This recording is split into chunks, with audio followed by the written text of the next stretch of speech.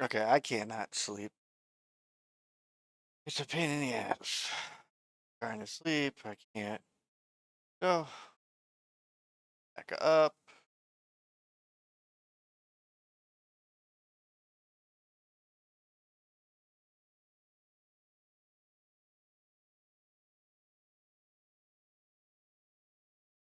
That's me. Okay, I see.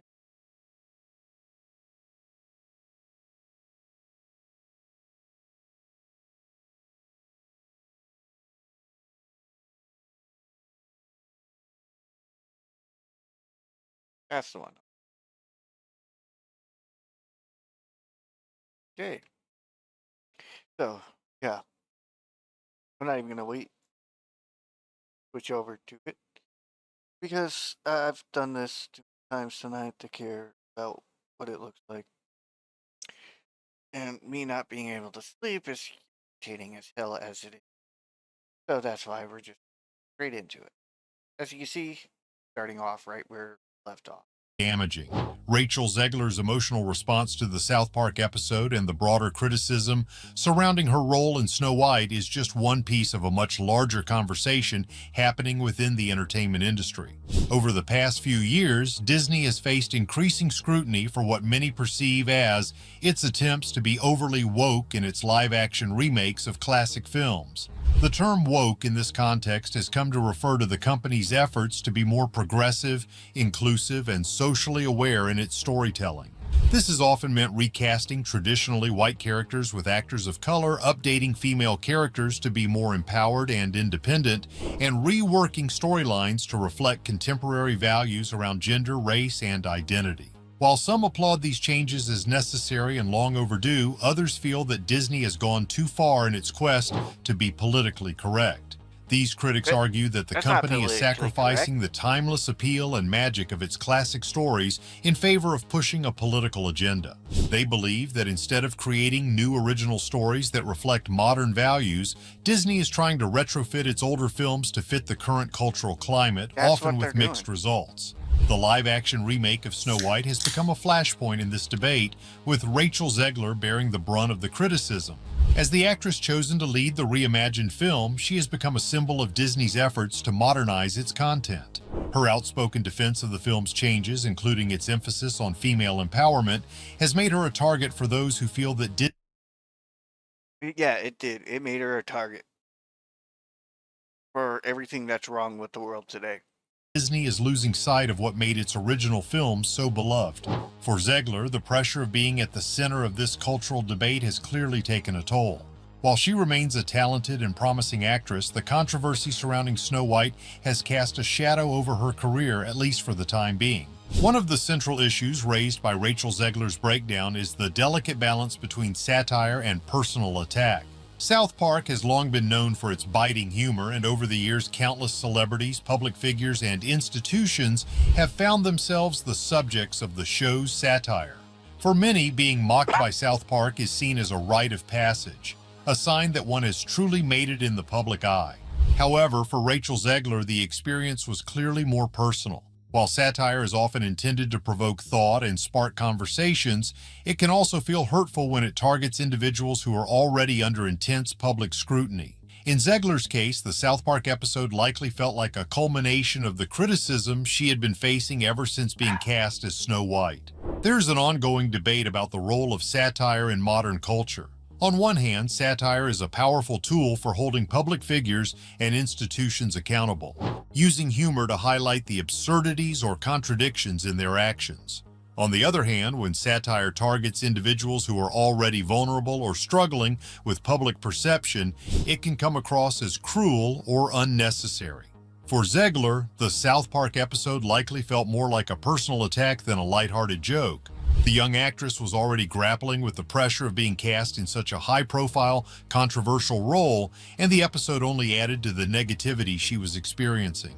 It serves as a reminder that while satire can be an important part of public discourse, it also has the potential to cause real emotional harm to those it targets.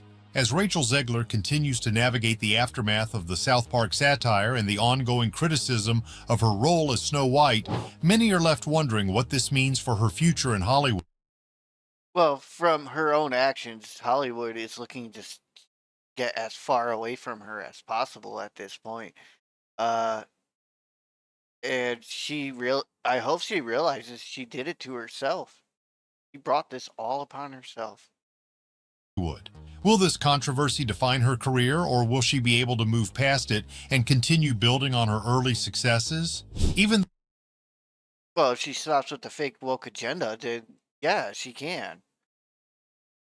If she continues pushing for nonsensical stuff like the woke agenda or the man hating feminism shit, yeah, it's going to backfire on her. That's what's happening right now. Everybody's fed up with the bullshit. They want to get rid of it. though it was meant to be funny, Rachel's emotional reaction showed the real pressure that fame brings to young stars. Zegler's future in doubt. For some, Zegler's emotional response to the criticism will be seen as a sign of vulnerability and humanity. Ability and I think it's finally dawning on her. She's on the wrong side of history. In an industry where actors are often expected to have thick skin and remain unaffected by public opinion, Zegler's willingness to share her emotions and admit to the challenges she's facing could be seen as refreshing. It I don't see it as refreshing. It's about time you started to realize what's going on, and you better start thinking about your future and not be part of this woke agenda bullshit that you're pushing that nobody wants. humanizes her. And if you're talking about the inequality, that's totally different from this woke agenda. The woke agenda is there to tear apart the races, keep them apart from each other, and promote racism. That's what woke agenda is. Her in a way that many people can relate to, showing that even rising stars are not immune to the pressures of fame. However, there is also the possibility that Zegler's public breakdown could have long-term implications for how she is perceived within the industry. Hollywood is a notoriously tough place, and actors who are seen as difficult or overly sensitive can sometimes struggle to find roles. Zegler's future projects will likely be watched closely to see how she handles the scrutiny and whether she can overcome the negative press surrounding Snow White. That being said, Zegler's talent is undeniable, and her performance in West Side Story showed that she Undeniable. I've seen some of her acting stuff. It's not good. All right? It's not good. has the acting chops to succeed in the industry. It's possible that as time passes and new projects come to the forefront, this controversy will fade into the background, and Zegler will continue to grow as an actress. The only way this is going to happen if she realizes how wrong she is and apologizes to everybody. The entertainment industry is constantly evolving and public opinion can shift rapidly. What may seem like a career-defining moment today could be forgotten tomorrow, especially in an industry as fast-paced as Hollywood. Ultimately, Rachel Zegler's path through this controversy reflects the broader changes happening within the entertainment industry. As Hollywood continues to grapple with questions of representation, diversity, and modern values, actors like Zegler will find themselves at the center of these debates. How they handle the pressure will not only shape their own careers, but also influence the future direction of the industry. Rachel Zegler found herself in a tough spot recently when the TV show South Park made fun of Disney's new take on Snow White, which tried to be more modern and woke. This incident stirred up a lot of talk and put a spotlight on the intense pressure that young actors like Zegler face in Hollywood today. For Zegler, dealing with this was especially hard as she not only had to handle criticism for her role as Snow White, but also had to navigate the larger conversation about how Hollywood is trying to include more progressive ideas in its stories. The idea behind updating Snow White was to reflect today's values, including more diversity and a fresh approach to old tales. However, not everyone agrees with these changes, and shows like South Park often mock these efforts, leading to debates about whether these updates are necessary or effective. It, those updates are not necessary, nor are they effective. In fact, you're pushing more and more people away from your supposed agenda. If you're talking about inclusion of diversity and stuff, do something for inclusion of diversity and stuff. The left has totally destroyed any inclusion that was there not too long ago. They're the ones that destroyed it. As a young actress, Zegler found herself at the center of these debates, which can be overwhelming. When Zegler showed her emotions publicly in response to the South Park episode, it opened up discussions on whether such openness is a sign of strength or if it shows she might not be able to handle the pressures of a high-profile career in entertainment. Some people admire her for being genuine and showing her true feelings, while others think she might struggle to maintain her career if she can't manage the stress better. Despite If she can't handle the stress, she needs to find another line of work. these challenges, the outlook for Zegler's career in Hollywood remains positive. I don't think so. Because we've already seen that she can't even maintain her. If you look at the way she does things, she is totally she totally fell for this fascist way of thinking. So yeah, it's not going to happen. Nobody likes fascism. She is undeniably talented and has shown great potential in her performances so far. The controversy surrounding the Snow White remake is just one part of her career and is unlikely to be the thing that people remember about her in the long run. As No, no. As big as this is, it's going to be remaining for a long, long time. Hollywood continues to change and adapt, so too will the roles and opportunities for actors like Zegler who are trying to make a name for themselves while dealing with the shifting dynamics of public opinion and cultural criticism. The Yeah, because look at what she posted for political agenda. I mean, come on now. You're attacking people just because they think different than you. Is that not a dictatorship? Is that not fascism? Is that not freaking communism? Socialism? They're the same thing. Socialism, communism, they're the same thing. conversation about diversity, representation, and political correctness in Hollywood isn't new, but it has gained more attention as more projects attempt to reflect broader societal No, they're not reflecting broader societal. changes. No. People were letting it go because they figured, say your piece, get it over and done with. They say their piece, but they don't let it go. They keep it going, and they keep it going. Then they start making things up so they can get more people into the argument to keep it going. That's what they're. That's what they're doing. So everybody's had enough. Enough is enough. Stop with this fascist way of thinking, this communist way of thinking. It, that's labeled as socialism. Stop. That's all we want. We want you to stop now. The film industry is trying to find the right balance between updating old stories to fit modern values and maintaining enough of the traditional elements to keep longtime fans happy. This balancing act is not easy and often leads to public disagreements and debates, as seen with Zegler's experience. Is South Park simply mocking Disney's attempt at progress, or is it pointing out something much deeper about Hollywood's changes?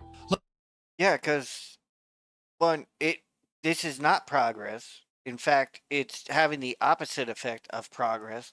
We were having progress, and then it totally got reversed because of this woke culture. Totally reversed. It brought back racism. That's what woke culture did. It brought back racism. And it's not like it's the conservatives that brought back racism. It's the leftists. It's the friggin' oh, the woke culture that brought it back. They're the ones that are saying this is racist, that's racist. It wasn't racist to begin with. You made it racist. You made it sexist. And then you're saying it's our fault? You're the one making it that way. It wasn't Let that us way know to your begin thoughts with. and don't forget to like and subscribe for more. Good, it's over. Oh, that's a notification. The like.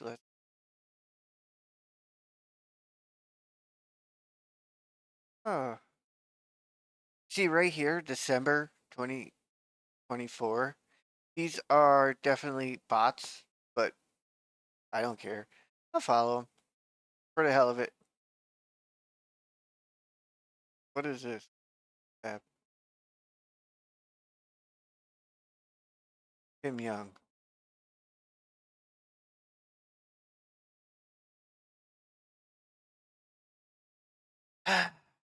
No, thank you. And of course, you got Elon with another post, so you just click on it. We'll get it up there. The hell is that? I don't know. Anyway, I I screwed that up. Here we go. Refresh. If there's anything else. All right. Back here. Wait. Oh, that was it. All right. I never even listened to. Open a new tab. If she's annoying, yeah, it's annoying. If someone's asking you questions and you're getting really fucking annoyed, it's probably not the question. There's a big focus on her love story with a guy who literally stalks her. Yeah. Weird. It looks like Joe Rogan has stepped into the Snow White drama, and trust us, he did not hold back. With rumors swirling about... Let's go ahead and share this. I don't care at this point. I don't care if it's right side, left side, upside down, this, that, or the other thing. Okay. Yeah, I don't care about that. Rachel Zegler getting the axe from Disney's controversial remake, Joe's take on the whole fiasco has the internet buzzing. Did Disney really fire their leading lady? And what does Rogan think about her creepy and weird comments on the original Snow White? Get ready, because we've got all the juicy details you won't hear anywhere else. Last week, Disney dropped the latest trailer for Snow White, and to no one's surprise, it became an instant sensation, for all the wrong reasons.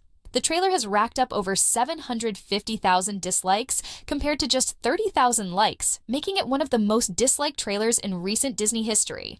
The comment section is ablaze with criticism aimed directly at Disney, further tarnishing the studio's already fragile reputation.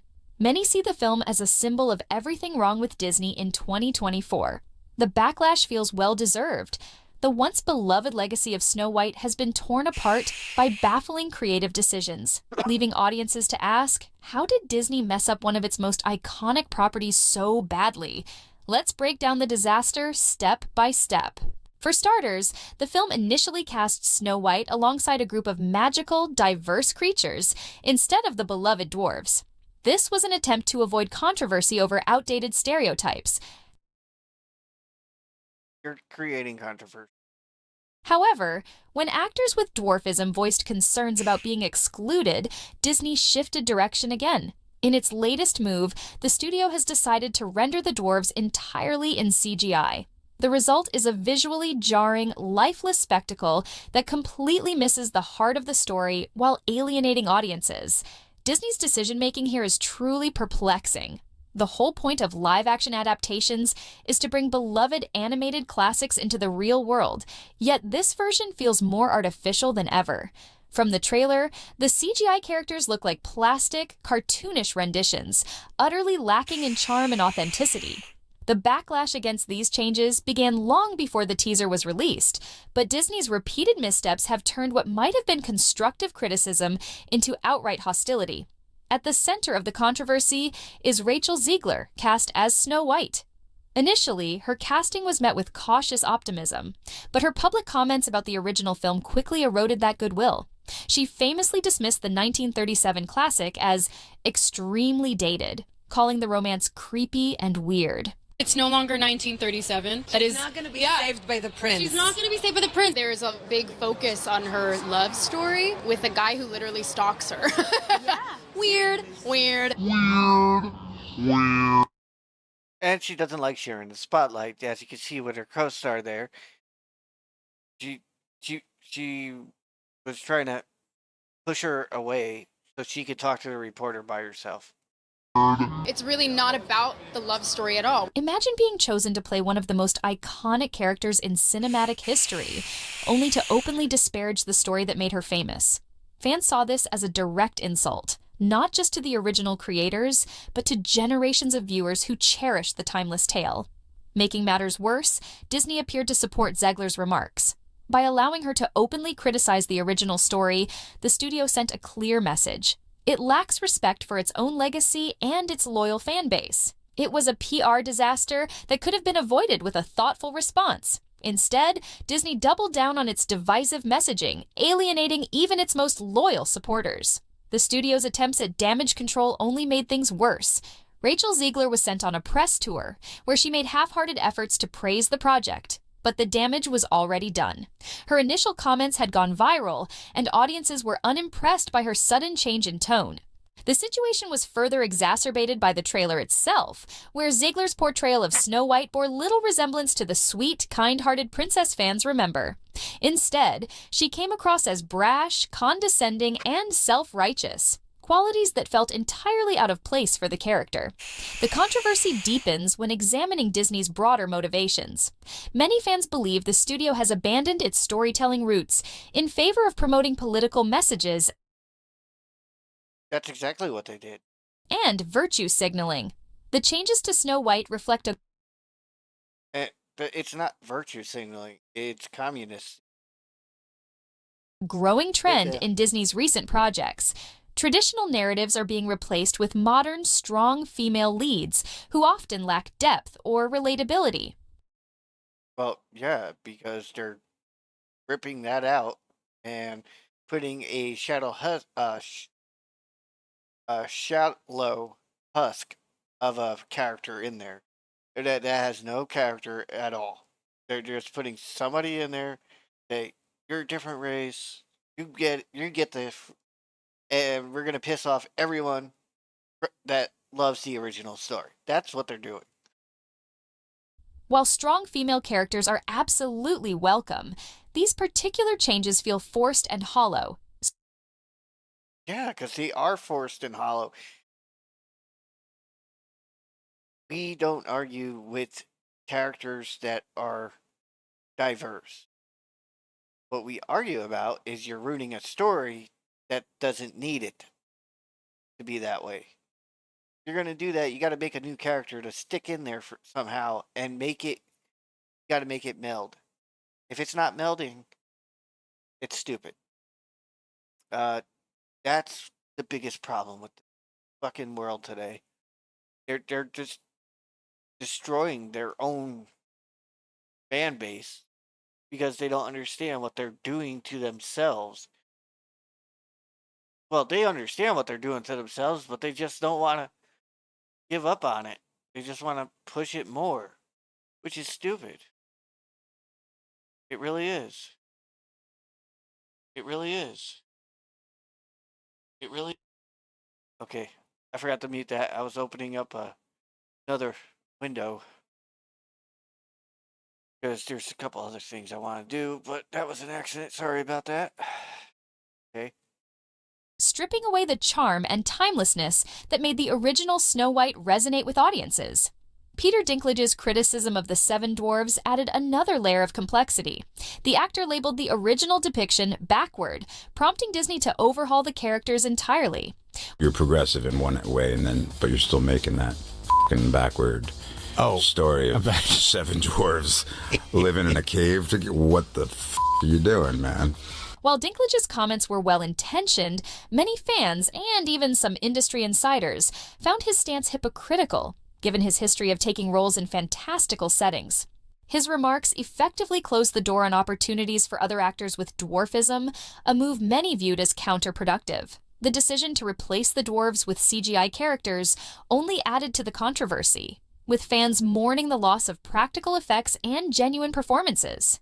Matters worsened when set leaks revealed photos of the so-called magical creatures, featuring cheap costumes and uninspired designs. Disney initially denied the leaks, but the backlash was swift and unforgiving. The studio eventually confirmed the images were real, promising they would be enhanced with CGI. However, if the trailer is any indication, those improvements were lackluster at best. Then there's the issue of tone. In the original story, Snow White's kindness and humility were central to her character. Yet the trailer and leaked footage suggest a complete departure from these qualities. In one scene, Snow White is seen lecturing the dwarves on how to clean their own home, coming across as smug and overbearing rather than warm or inspiring. She feels more like a villain than the evil queen herself. Speaking of the evil queen, Gal Gadot's performance has sparked its own debate. Initially, Gadot and Ziegler appeared to have a good working relationship, often praising each other during interviews. However, as time passed, cracks began to show. Fans noted a stark contrast between Gadot's polished, professional demeanor and Ziegler's often self-centered behavior. This dynamic has fueled speculation about behind-the-scenes tensions, with some even suggesting the two actresses actively dislike each other. Gadot's political stance added yet another layer of controversy. As an outspoken supporter of Israel, her position clashed with Ziegler's vocal support for Palestine. While both women are entitled to their opinions, the tension between them became a distraction from the film itself. Disney's decision to downplay Gadot's role in the teaser trailer only added to the chaos, leaving audiences to speculate how these internal conflicts might have impacted the final product. Ultimately, this Snow White adaptation feels like a perfect storm of bad decisions. From misguided casting and tone-deaf marketing to divisive politics and an over-reliance on CGI, the film exemplifies everything critics argue is wrong with Disney today. It's a heartbreaking fall from grace for a studio that once set the gold standard for animated storytelling. Instead of honoring its legacy, Disney seems intent on dismantling it piece by piece. What should have been a celebration of one of Walt Disney's greatest achievements has turned into a cautionary tale about what happens when a studio loses touch with its audience. Fans aren't just upset about Snow White, they're mourning the loss of the magic that once defined Disney. Whether the studio can recover from this debacle remains to be seen, but one thing is certain, this Snow White remake will be remembered as one of Disney's most infamous failures. Yeah. And that's not going away anytime soon. Did I share this? I shared it. Let's do it again. Fuck it. Share it again. One of the biggest debacles for Walt Disney. Oh, CNN, fake news. Yay.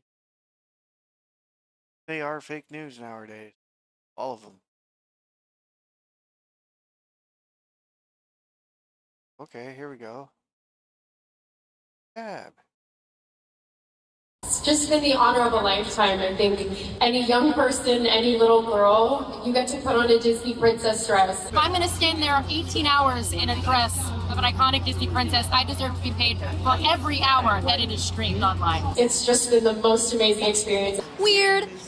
From D23, we now have new footage of Snow White, where Rachel Ziegler seems to be turning dwarves into her own personal slaves. Now you wash the dishes, tidy up the room, clean those cobwebs. Gone are the days where Snow White does some cleaning for once in her life. Now in 2024, the age of I'm too posh to push, they're also too posh to clean as well. And he'll use the broom. You compare that to the original, and like that Star Wars girl showed, and Savvy said, listen to the delivery, the tone, the change in language. Now you wash the dishes. You tidy up the room is delivered entirely differently. You tidy up the room. The older one is like, you tidy up the room, whereas Ziegler is above them all. She's not here to help them, she's here to command and order. You tidy up the room. You go and do the fireplace. You use the broom. And I'll use the broom. Because that way she's in command. She's a leader. She's not going to be dreaming about true love. She's dreaming about becoming the leader she knows she can be. Bossing around the menfolk. Compared to the original, where it was more motherly. What a cute little chair.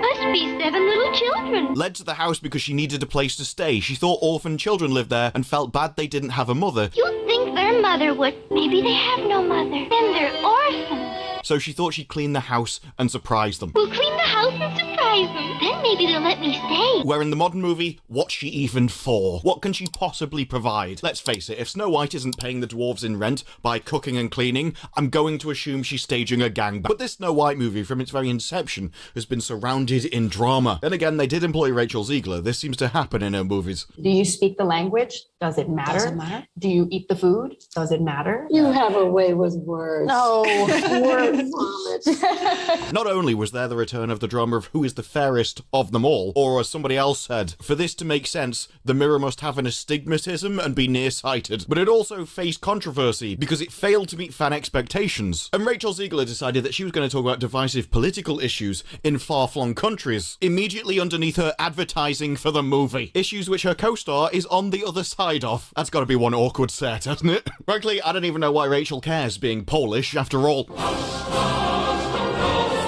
Personally, I can't wait for her next opinion about a topic she knows nothing about. Well, except that we need to stand on the right side of history. Maybe that's why some people were analysing the interview footage, and how her and Gal tend to have very different expressions within them. She's just like me, for real, for reals. And the dwarves look just as bad moving about the screen as they did in the original picture. They are, to put it mildly, utter nightmares, wibbling around their woodland cabin like sentient bags of blancmange. This is all on top of the original controversy, such as Peter Dinklage deciding, no, you shouldn't have dwarves in that movie. You're progressive in one way, but you're still making that backward story of 7 dwarves living in a cave. It's been quite a while since the previous Snow White drama. They let everything die down until Disney were forced to release another trailer. The gap didn't really help them though, did it, when it received massive backlash, hundreds of thousands of YouTube dislikes. Fans aren't happy at all with Disney's live-action version. Maybe it's because of her hair. I have absolutely no idea why they've given Snow White this hairstyle, especially when in the parks they have wigs that just give them the proper hair. Although when it comes to Prince Charming, maybe be more careful how you wave hello. And Disney needed that gap. They had to try and save things, because this is a very, very expensive production for them. It started where up to July 31st, 2022, Disney had spent $209.3 million. Although later, the Daily Mail reported that it was actually $330 million. Well, the film was supposed to have already released by now, but has actually been delayed till March next year, apparently due to the strike. Although really, it's gone through so many rounds of reshoots in that time. What we're going to get in 2025 probably isn't the same movie. I mean, I don't know if you noticed from the trailer, the rather suspicious lack of characters that we've seen previously. Someone had kicked the local homeless out of Starbucks, and they were going off to invade the next local village. No, now, after that kind of budget, Disney, no doubt, wants to avoid all drama. They're desperately spinning their wheels, realising they pissed everybody off. And please, sir, can I just get my money back? Unfortunately, even with reshoots, I'm not sure you can save this turkey. Disney's terrible-looking live-action remakes are the stuff of nightmares. Yeah, they're chasing everybody away from wokeism by how bad they're bringing it out. Rather than honouring their predecessors, these remakes are simply wringing them dry for revenue and let artistry and history be damned. Its problems began a year ago with Rachel Ziegler's comments about the original being extremely dated. The cartoon was made 85 years ago, therefore it's extremely dated. Its idea... Well, yeah, it was made 85 years ago. You don't have to bring it up. That's why you're doing a remake, is to bring it up to modern tech day. But instead, you butchered it. I mean, y'all butchered it. Instead of modernizing it, you butchered it. Ideas about women being in roles of power. Dated when it comes to the ideas of women being in roles of power. Even back then, women were in roles of power. Look at the evil queen. She was an evil queen that was ruling by herself. She ruled over everybody. She was in a role of power. And even when she was in it, she wanted more. It was showing you that... Never mind. The house and surprise them. Then maybe they'll let me stay. And weird love stories involving a guy who literally stalks her. Love story with a guy who literally stalks her. Yeah. Weird.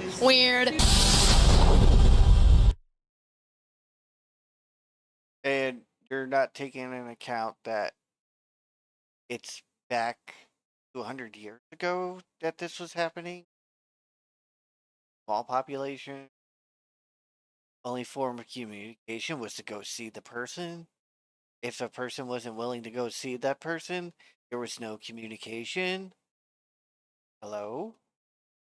They're just out of step with the modern world. Yes, because as the modern world embraces evil, what you want is things which are out of step with the modern world. This isn't complicated. You heard that right. Modern world is embracing evil, and what you want is stuff that's out of step with the modern world. Hated. First, you tell Disney fans that the films they loved as children were crap anyway, because that's always a great defense. It was always hated. First, you tell Disney fans that the films they loved as children were crap. Sir. Hold on, I Weird, wanna hear that weird. They're just out of step with the modern world. Yes, because as the modern world embraces evil, what you want is things which are out of step with the modern world. This isn't complicated. First, you tell Disney fans that the films they loved as children were crap anyway, because that's always a great defense. It was always crap. Okay, even if it was, have you considered making something that isn't? Even if you want to claim that all the original source material that people like were crap, how are you still managing to make something worse than it? If the old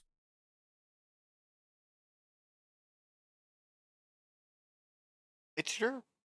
They took something you thought was crap and made it worse. So, if they take something you thought was crap and make it worse, what are they doing wrong?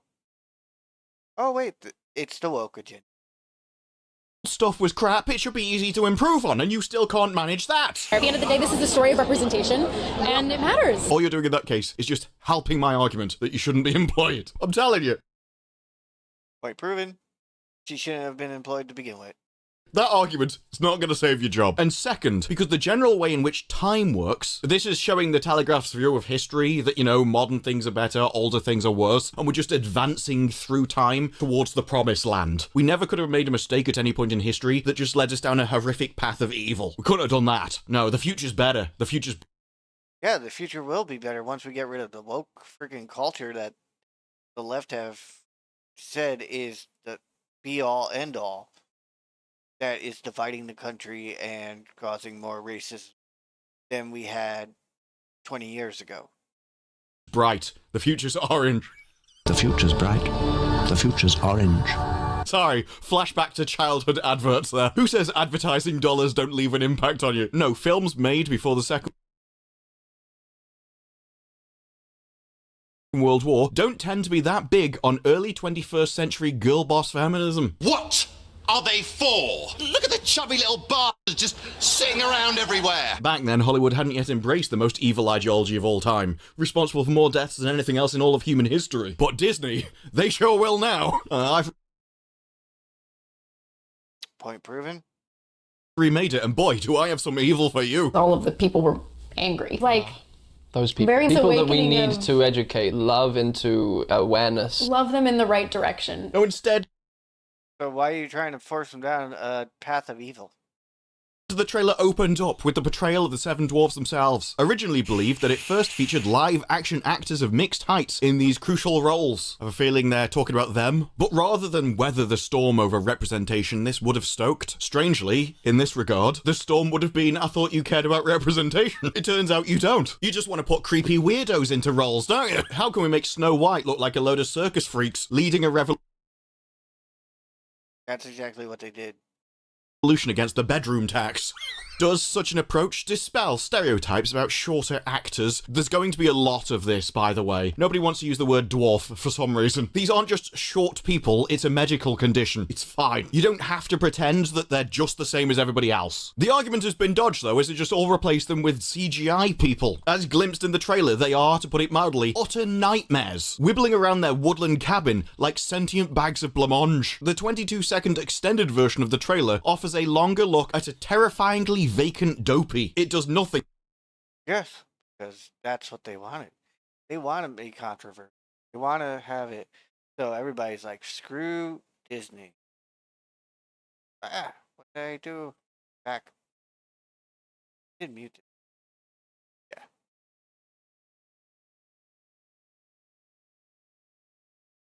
Go ahead and delete. Yeah, we'll just delete. Much better. thing to allay the nerves. I cannot even believe those words just came out of your face towards my face. There's still time for emergency tweaking, if only to avoid a cat-style debacle. But in a sense, it might not be worth the trouble. Why not just spend the money on something else? Deadpool and Wolverine and Inside Out 2 have put the beleaguered studio back on top. But could Snow White and Mufasa end the winning streak? No. That's going to be Agatha all along. I mean, this trailer was so bad, even the Mary Sue came out and had to say it backfired on them because it Everybody says it's horrible. Everybody. renewed CGI controversy. Snow White woes just keep piling up, like the strange decision to cast Gal Gadot as the evil queen. Not because it's very obvious to anyone with eyeballs who's fairer between the two of them, but because It's true. It's totally true. the actress has been embroiled in controversy over far-flung countries, although this was written on the 12th of August, before Rachel Ziegler decided to do the same thing. Although no doubt Mary Sue would have approved. We need to stand on the right side of history. No other controversy involved vocal bigots who were enraged that Rachel Ziegler was cast because she broke all references of the source material. She received tons of backlash from moral pundits who began commenting, as they always do, when Hollywood destroys the law. They also talk about the dwarf controversy, after Peter Dinklage called it backwards. However, there was a hope that Disney would modernize the story to avoid offending the dwarf community. They did. They used CGI.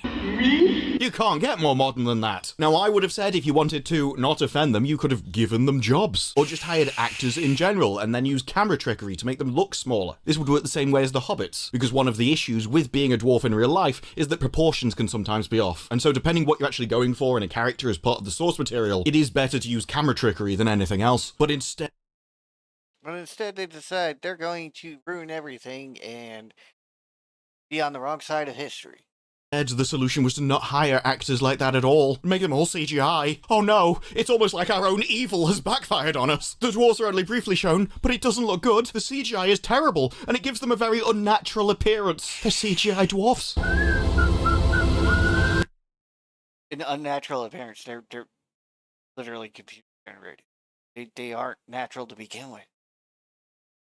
Of course they look unnatural. They're CGI. I feel like I'm taking crazy pills. Now, personally, for me, if you want to call something a live-action remake, it has to actually be in live action. I don't want to see CGI characters in it at all. Actually, I had the same problem with The Little Mermaid. It turns out the majority of the movie wasn't even in live action. Other users described the dwarves' appearances as Uncanny Valley and the stuff of nightmares. This is truly embarrassing. Yes, but it's what you wanted. At no point do they analyze themselves and go, I wanted this. And yet, it's also crap. Maybe I'm wrong. No, it doesn't, no. Because analyzing whether you're wrong or not requires an abstraction of an idea, and they're incapable of doing that. That's just like one extra layer of complexity beyond them. No, I believe it, so it must be true. Many are blaming Dinklage's comments for the use of dwarves. However, Dinklage never suggested that the problem was with casting dwarves in the movie. You're progressive in one way, but you're still making that fucking backward story of seven dwarves. I can't work out if you're lying or stupid. No, he didn't. Saying backward story.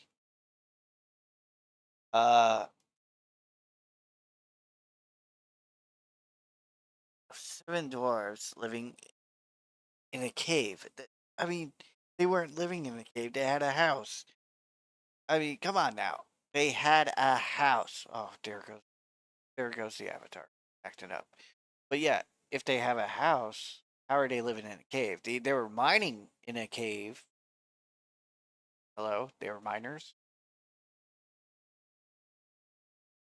Suggest that the problem was with casting dwarves. He actually suggested that the story was the problem and shouldn't be made at all. How are you going to hire dwarves in a movie that shouldn't be made? Explain that one to me. The problem was always with how Disney should handle the depiction of dwarves. Literally hard-working miners who help Snow White. What was the problem with their depiction? Exactly. There aren't many roles in Hollywood for individuals with dwarfism. That's why people have a problem with Dinklage doing this in the first place. Keep up! In fact, the studio likely had already made this decision before Dinklage spoke out. We'll get back to that. Oh, they just likely did it. Oh, I just pulled that out my arse and then started smearing it on a wall. I don't know, so I'm just going to say likely and then assume you don't know any better, because after all...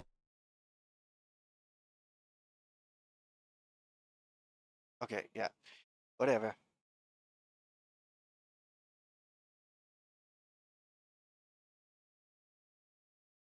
They're shorter than the other. Why? Fresh. Try it again.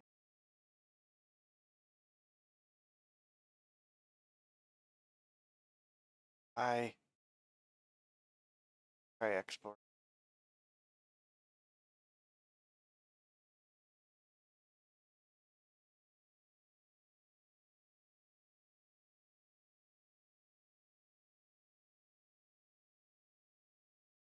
Still preparing it.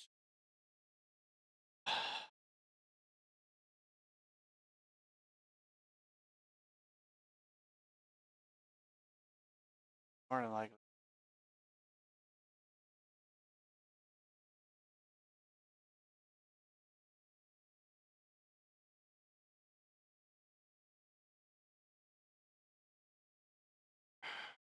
Pressure again.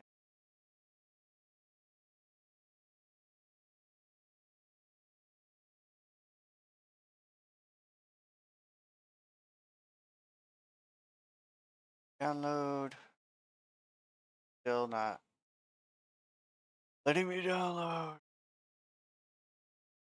You are reading the Mary Sue. It's not exactly the website for informed moral people. I've come here to see what the latest unhinged download is. But Screen Rant came out with, I think, the most optimistic title of all time. Disney's Snow White remake can break Rachel Ziegler's trend. It might actually give Rachel Ziegler a box office hit, because she's not had many of those. No, Rachel Ziegler's previous movies haven't been overly lucrative. I don't know why. Rachel Ziegler's career is a string of poor box office performers. And while this may not indicate the quality of production or her performance, it remains that she hasn't starred in a box office hit, although The Hunger Games at least look as if it made a profit, even if it was the least successful installment in the franchise, by a considerable $300 million margin. Snow White could finally break this trend. I don't think there's enough masochists in the universe for it to break that trend. Given Snow White's popularity as a brand, although at the moment it looks like Disney think it's got a broken leg and plan to take it out back with a shotgun, certainly does for anyone looking for eye candy in this movie. They praised Gal Gadot's beauty and pointed out that she probably should have been the princess. Well, I mean, out of the two of them, I have no problem with her being the witch as long as you had somebody that beat her as Snow White. The fairest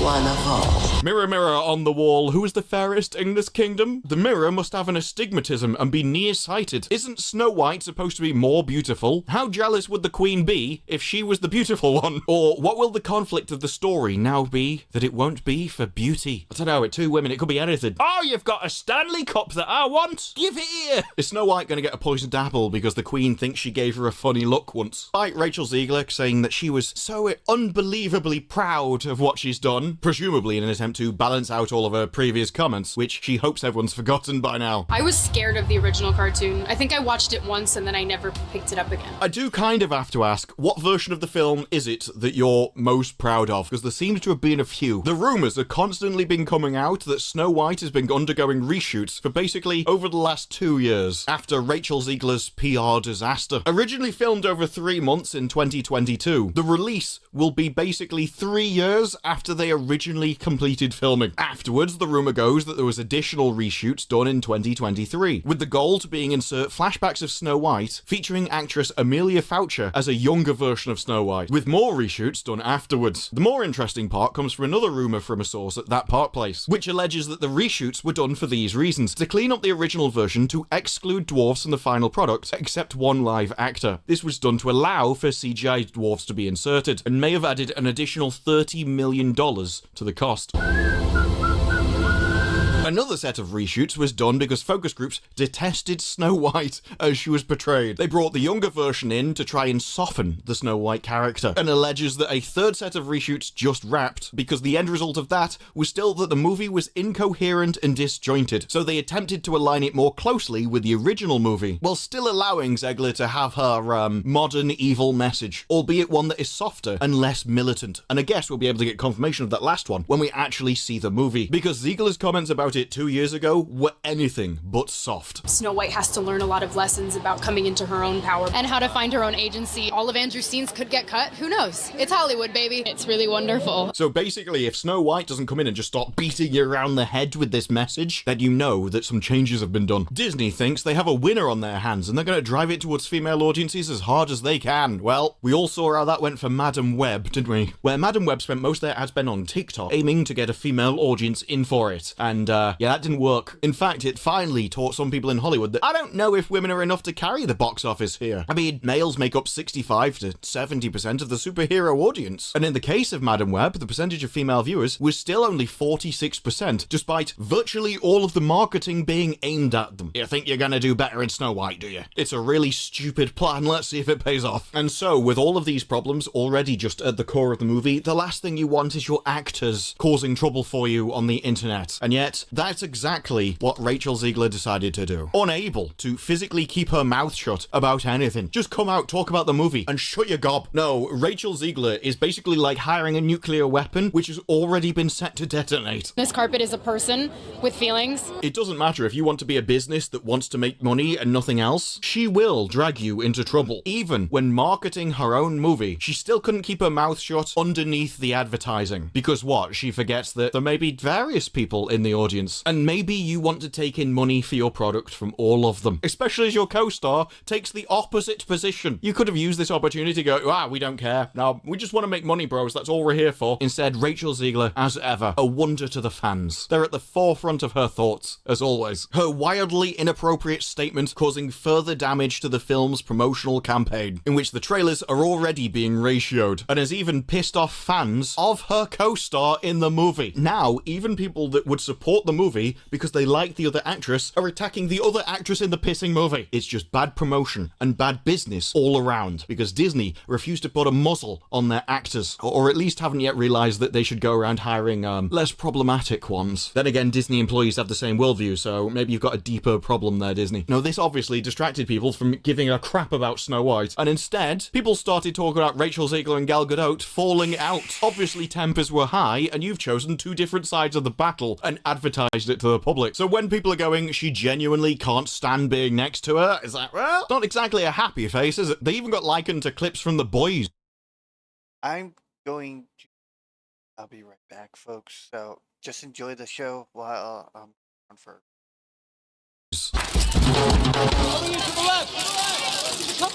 I've just met Homelander.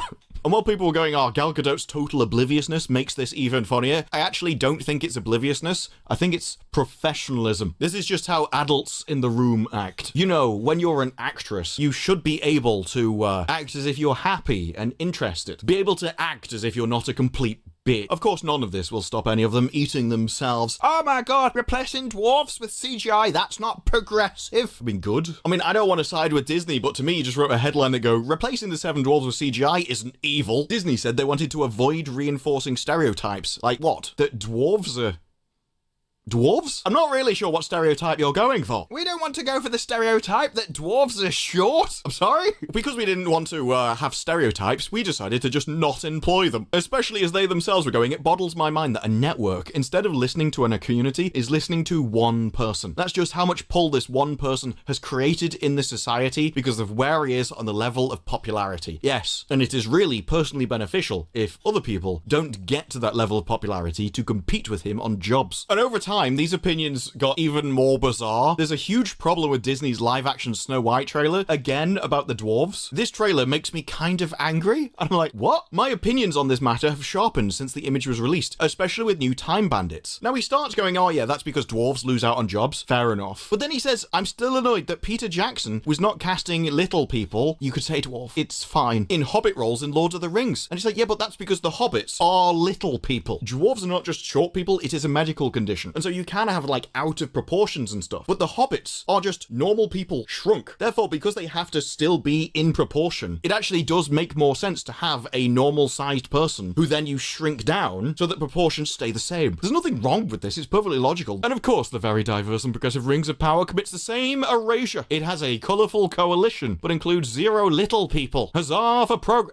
actually, it is. Huzzah for evil. Actually, it is progress. In the stack, one's higher than the other, and so if you crush everyone everyone else beneath you that is moral by their own ideology. There's a reason why you actively shun anyone who believes this stuff. But my favorite bit is, as he goes on, he decides to start calling it the LP community, the little person community. Like, he can say dwarves when it's referring to the animated dwarves, but anyone else has to be called LP, whether or not the entire LP actor, LP roles. The only major show in history to have LP in it was Disney's Willow reboot. Well, there you go then. Look how that turned out. But as was written in IndieWire, Christian Lopez mentions, if you're a member of the LP community or disability community in general, you've seen this story before, the media frenzy, followed by backpedaling, followed by the eventual erasure of the disability altogether. Yes, but then again, look what you just did. Rather than calling them dwarves, you started calling them LPs because you were afraid to actually talk about the disability altogether, which erases it. Maybe people in glass houses shouldn't throw stones, eh? And so it's no wonder then when dwarves came out themselves, and they weren't happy about it. Zach Roloff talked about how they updated, diversified Snow White, but went way backwards on the dwarf side. I hope Dinklage is happy. They aren't just taking away the dwarves and making Snow White, they're CGIing them. This isn't 1937. There are actually a lot of people with dwarfism walking around. Either focus on Snow White or own the dwarf representation. But the problem is, Disney did this to themselves. You heard how Rachel Ziegler spoke about Dwarf White at the start. She's not going to be dreaming about true love. She's dreaming about becoming the leader she knows she can be. They did it.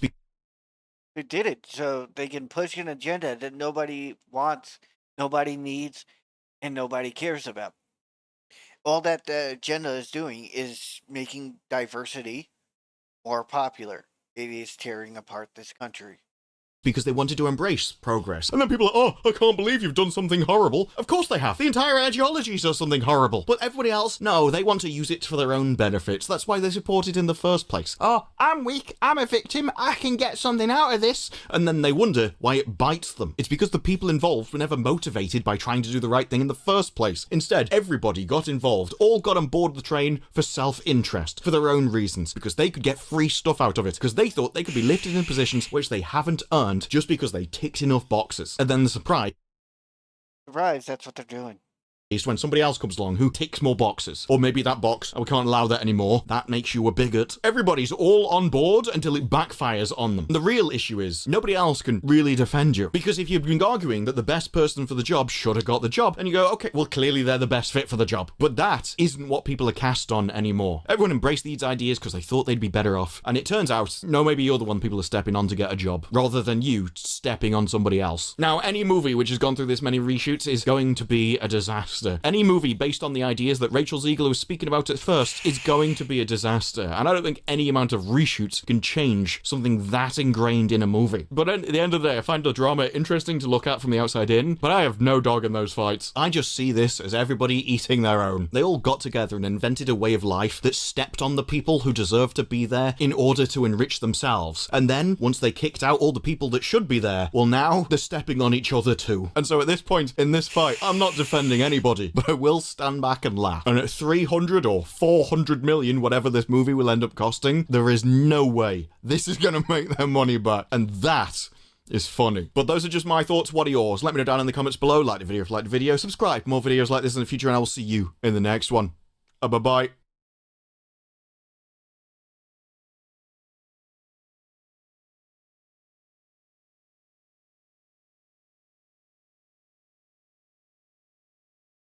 Wow. Did I share this? You know what? I think I did, but let's share it again. I don't give a shit at this point. People need to know the truth. That guy put it out for everybody to hear. So, yeah. Okay. Close this now. Let's see, did I get more? Just notifications.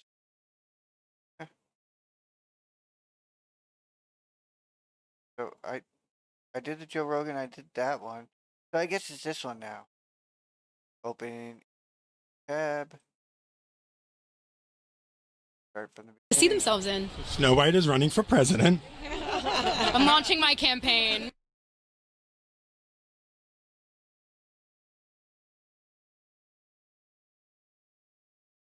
Hey guys, it's Misha and welcome back to my channel. So, the newest trailer for Snow White has dropped, and this production has been a train wreck from the beginning. So I'm going to talk about the controversy surrounding Rachel Zegler, the Seven Dwarfs. We're going to be breaking that down today. I want to quickly talk about the political drama with Rachel Zegler and what she posted on her Instagram story regarding Trump supporters. And she was kind enough to write, "I find myself speechless in the midst of this. Another 4 years of hatred made Trump supporters and Trump voters and Trump himself never know peace. Nothing screams Disney princess like publicly wishing misery on your fellow Americans because they voted differently than you. Not very cute, Rachel. But let's watch the trailer." This was my father's kingdom, a place of fairness, but the Queen changed everything. Take him away! Your Majesty, What did you say? the people need some kindness. You know, I really don't remember you being this opinionated. Magic mirror on the wall. Who is the fairest of them all? Famed is thy beauty, Majesty. But a lovely maiden I now behold. Why is the magic mirror lying? I'm so sorry. Like, Rachel Zegler, she may be an amazing singer. I don't know. I haven't seen anything, with her in it. I'm sure she's great because, she was casted. I'm sure she's a fantastic actress and singer. But it's hard to believe that the evil queen is jealous of Snow White's beauty in this film. And I'm not the only one who seems to think this. If you can read the comments on this trailer. I look at you, and I just want to be the fairest of them all. The queen is evil. You must flee into the woods. This is very historically accurate. Also, Germany in this time period, a lot of black people. The CGI looks so bad. Basically, it's a lie. Wow, there goes my avatar. Hello? Is there anybody here? In the original Brother Grimm Snow White, her skin was described as being as white as snow. Also having very black hair, very red lips. All of those were not just random traits. They were central to her identity. Yes, that's why it was original. And yes, that's why everybody's pissed off now. Because they couldn't even keep it somewhat semblance to it at this point. I mean, her name, Snow White, comes from her skin being as white as snow. I am so sorry. Rachel Zegler does not fit that description. Create a new Disney princess so that you can showcase diverse talent without having to erase historical and cultural identity of the character.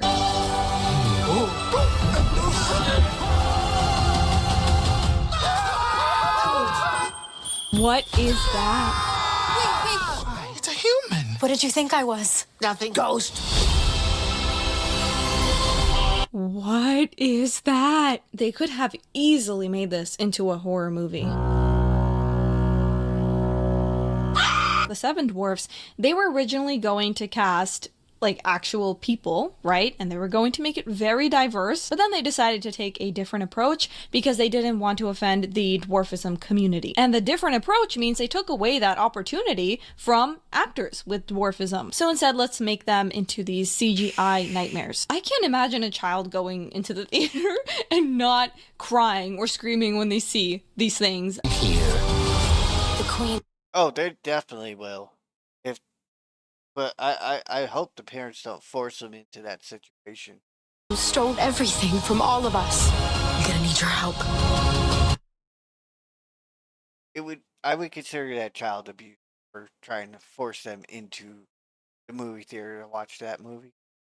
I'm gonna be rooting for the Queen. Or our kingdom. Who isn't rooting for the Queen? This is our kingdom, and now we're here to take it back. Did I frighten you?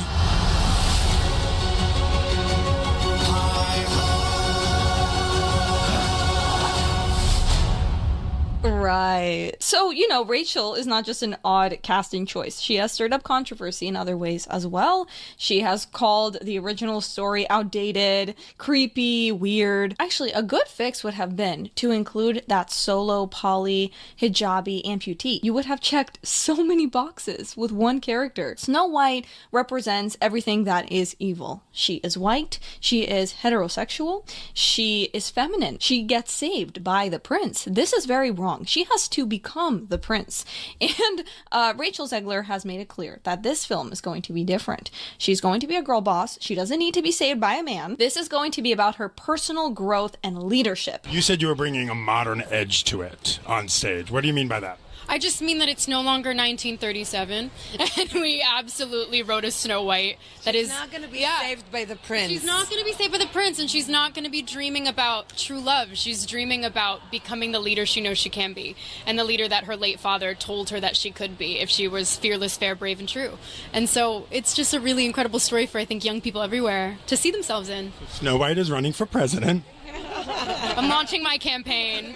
I am. Slight foreshadowing there, because then she became so politically involved, had so much to say about the election, about how we shouldn't know peace. Again, very princess-like, beautiful behavior.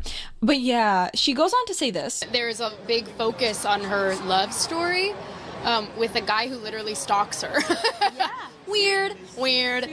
Wrong. I don't know what she's talking about. Now, I'll admit, I haven't seen Snow White for like 10 years ago I watched it. But I don't remember it being weird. I think she was singing right at the well. And then he started singing. It was like love at first sight.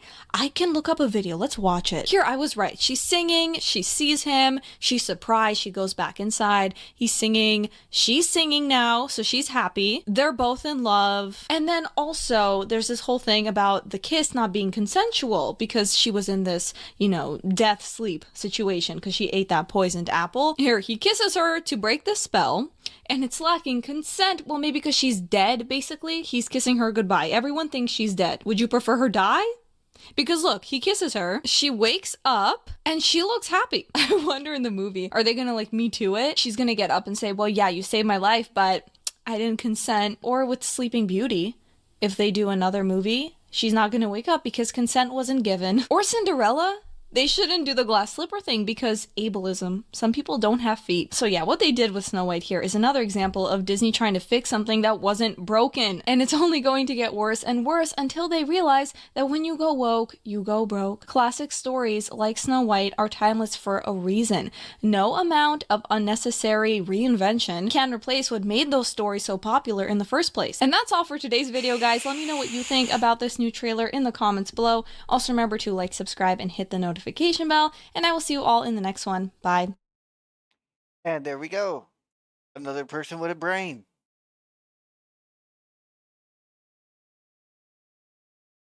There are people with brains. If they don't have brains, they push in the woke agenda. That is a fact. Oh, got another like. I don't recognize it. I knew it. Follow. See, this one, see how it says join December 2024? And then there's nothing? They're bots.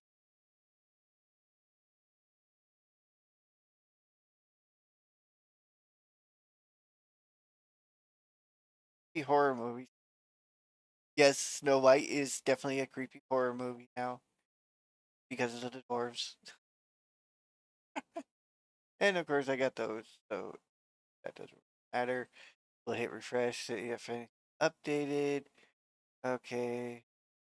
Legends, is the crazy person coming at me again? No. Yeah. Crazy people. No crazy people. I mean, if you like a character, I'm not going to argue with you either way. Oh, here's a good one. I will give this kingdom the queen it deserves. See, this is a good Snow White movie. Definitely a better one than the other one. Mirror, mirror on the wall. And see, dwarf actors. Okay? They're not shrunk, they're not nothing like that. They're actually actors. Real actors. Wall. The left may not be wanting to hire dwarf actors because they're little people, but the right will hire them. No problem. You don't care if you're a little person or not. You apply for the job. Got it. Pretty much. Because the right doesn't care about race at all. It's only the left that want to drive division into the country. Who's the fairest of them all? You are my queen, but not for long. Ooh. I did that. Hold on. Let me pull this up. See if I forgot to do that. Go to my channel.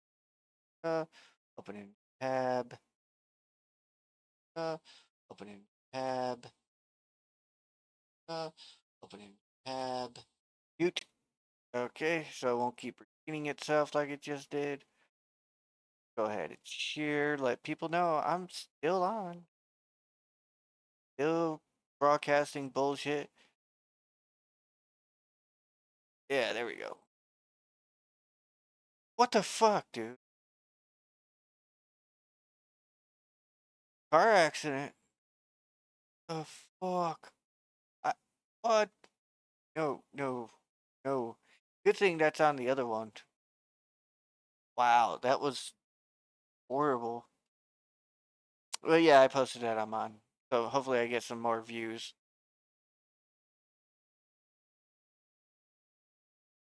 Yeah, let's get back to it. She will grow to be more beautiful than even you.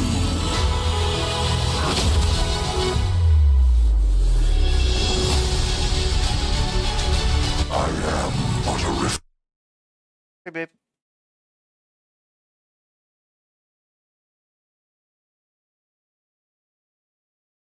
reflection. Anyway. And you have already decided. See, this one's more based on the Grimm version, which is nice. There is some things that they changed up that we'll see how things go. Some fairy tales do come true, but none ever truly end. Listen to the narrator. I mean, come on now. You got a good voice actor narrator right there. It is way better than the Walt Disney version that's coming out. The Queen is bringing trouble. I know it for sure. Is there no end to your...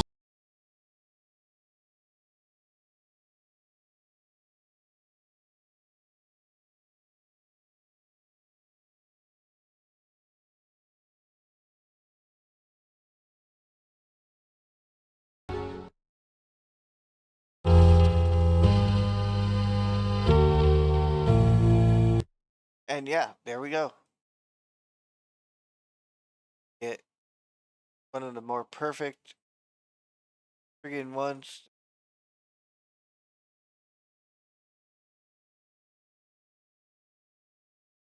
Should we try? Yeah, we'll do this one. Yep. Great, we'll do it. How can I serve you, my queen? Magic mirror on the wall. Who is the fairest one of all? You are. But one day, your beauty will be surpassed by Snow White. You know what will happen if you fail me. Bring her to me.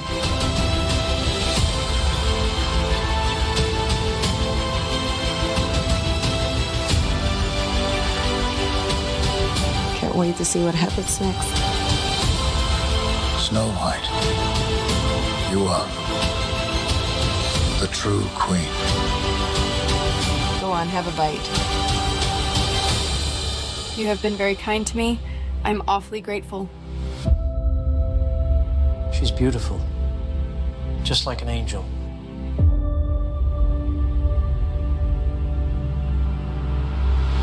Problem is, nobody believes any of this.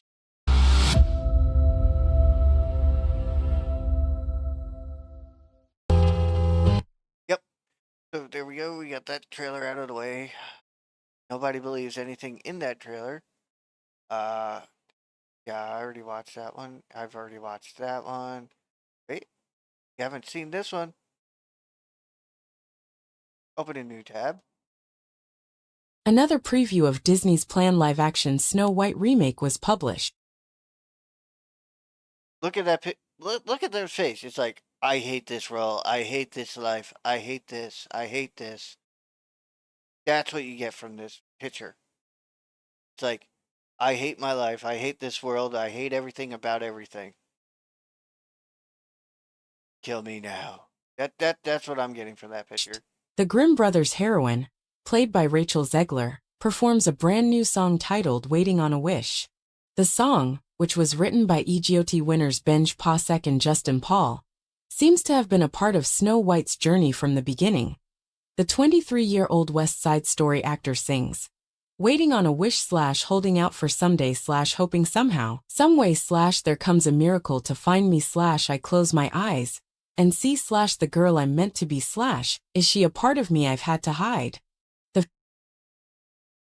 None of that makes any sense. Film, which also stars Andrew Burnap as the prince and Gal Gadot as the evil queen, is scheduled to open in theaters on March 21st. Since the movie's announcement, Zegler has courted numerous issues and most lately, she has come under fire. If Disney wants to save any sort of money, they just put it on their streaming service. If you put it in theaters, you're not even going to break even. I can tell you that right now. You're not breaking even. You'd be lucky to make it still. For her badass interpretation of the Disney princess that I in the teaser. Snow White flees from her mother, Gadot's evil queen, after she gives the order to kill her. Waiting on a Wish is Zegler's vocal display as Snow White flees to the woodland and encounters the 7 dwarves. Before attacking the evil queen, Snow White is also seen meeting her love interest Jonathan, Andrew Burnap, and declaring, "The queen stole everything from all of us. It's time to restore our kingdom." Basically, let's start anarchy. It wasn't even about the queen at this point. If she's more evil than the queen, so she's doing what the left has been doing and manipulating people into believing in evil. This is our kingdom, and we are coming to reclaim it. Even the traditional fairest of them all statement has been updated for the present era, as Zegler previously disclosed. Who is the fairest of all, according to the magic mirror on the wall? In the 1937 version of the film, Snow White's evil stepmother, the Queen, questions her about her mystical wall hanging. However, Zegler claims that the meaning of that incredibly famous statement will change significantly. According to Rachel, it's about justice, which it's not. She's convincing people to follow evil acts. the cartoon is really out of date when it comes to the ideas of women in positions of power and what a woman is fit for in the world, because it was made 85 years ago. The fairest of them all. That is, the most just person who has the potential to be an amazing leader.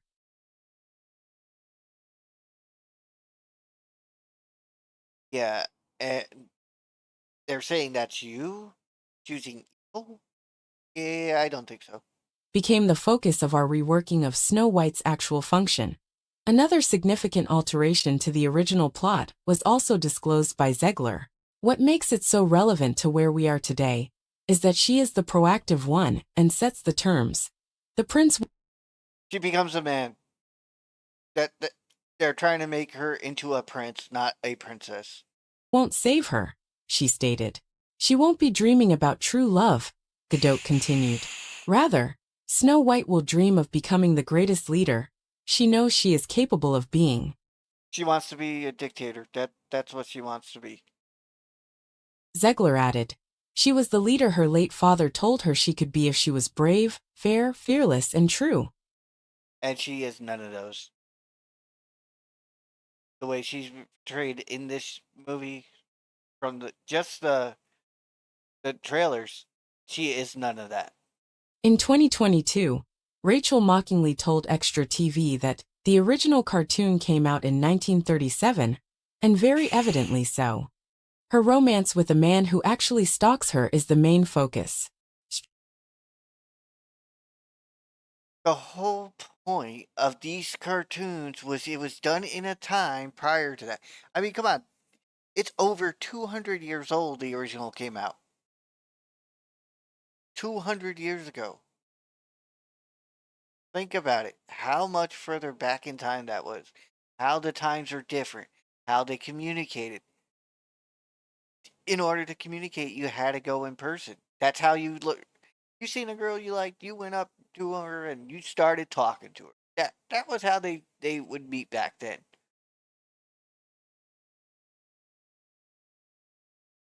Think about it. She was at a well singing, and the guy comes up and starts singing too. What the fuck? That was what the cartoon had. That was the approach. Strange. Therefore, we didn't do that this time. We have a different approach to what I'm sure a lot of people will assume is a love story, just because we cast a guy in the movie. Basically, she said this is no longer a love story. This has nothing to do with love. This has nothing to do with the main plot of the whole story. This is a butchered story. Hollywood baby, she jokingly exclaimed. She acknowledged being terrified while viewing the first animated Snow White movie in a different interview. I was afraid of the original version of the 1937 film, she remarked. I believe I only ever watched it once before putting it down. I'm taking this very seriously. Watched it once before putting it there. If you're taking it seriously, you would have watched that movie several times and studied it. You would have found the actual Grimm story and studied it. Because it's based off the Grimm story. You would have studied the Grimm story. You would have studied the friggin' movie several times over. You would have asked about the other storyline for the prince that they didn't put in the movie because they couldn't do it at the time. In the same year, Zegler stated that her Snow White would not be dreaming about true love, but rather about becoming a fearless leader. There is a So basically,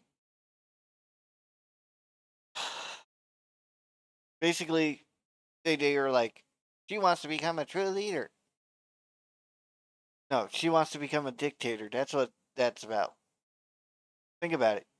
She goes into the dwarf's house. And the first one, she cleaned the house as a gift, thinking it was 7 little kids. Because how small the stuff was. She thought it was kids living there. Which it turned out it wasn't. It was 7 dwarves. And she cleaned the house as a surprise to help them out because their house was filthy as hell. Right? So she's like, oh, hell no. I'm going to clean this. She was paying rent by cleaning the place. That's what it turned out. And they became friends along the way. well-known scene in which Snow White falls into a lake via a trapdoor-like structure in a woodland. The Golden Globe winner told Cosmo, "And we did it. And I got scuba diving training so that I could spend a long time underwater. You become proficient in using a breathing tube." Pete, a former Navy member, was always linked to me and attached to me. In essence, I underwent training for a total of 48 hours, and then spent 2 full days shooting. 7 hours were spent submerged. Yeah, and they want you to believe that it's good stuff. I'll share it anyway, because I don't care which one it is. It just keeps putting it on there. And I'm promoting both of them if you think about it.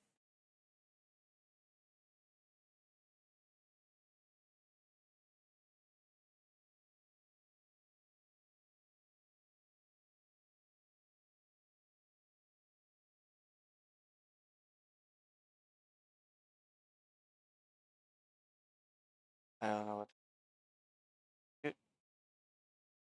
Yeah. Anyway, they want to fuck around with a beloved story and screw it up. That's on them. That was the one we just watched. Official trailer. I've already seen. Have you seen this? Yeah, I've seen that one too. Oh, this one I haven't seen. We're gonna open this tab. We're gonna check it out. After everything that's happened, you'd think it'd be impossible for the upcoming Snow White film to fall any further, but somehow Disney found a way. And with the recent release of the official trailer, the Snow White disasters got even worse. Now, Snow White has been played up as one of Disney's biggest projects, and as such, you'd think they go above and beyond with the marketing. However, as we all know, it's been an absolute train wreck from the beginning, ever since the main co-stars trashed on the original characters. And all during this build-up, audiences barely got a peek at the official trailer. It was all just these teasers that never really amounted to anything. Most were expecting Disney to publish the official Snow White trailer alongside the release of Wicked, as not only would it be a smart marketing move, but it made the most sense thematically. And while that's exactly what Disney did, their strategy was unconventional. The trailer and official poster were only available in a few theaters. For just over a week, promotions didn't go any further. No one could find the official new trailer anywhere. It took someone leaking a recording of it before the rest of the internet could even get a glimpse. But still, not even the leak got Disney to post the trailer on its official accounts. It was almost like the studio was desperate to keep their trailer out of the public eye. Like they were hiding it. They knew it was fucked up. That's why they had to hide it.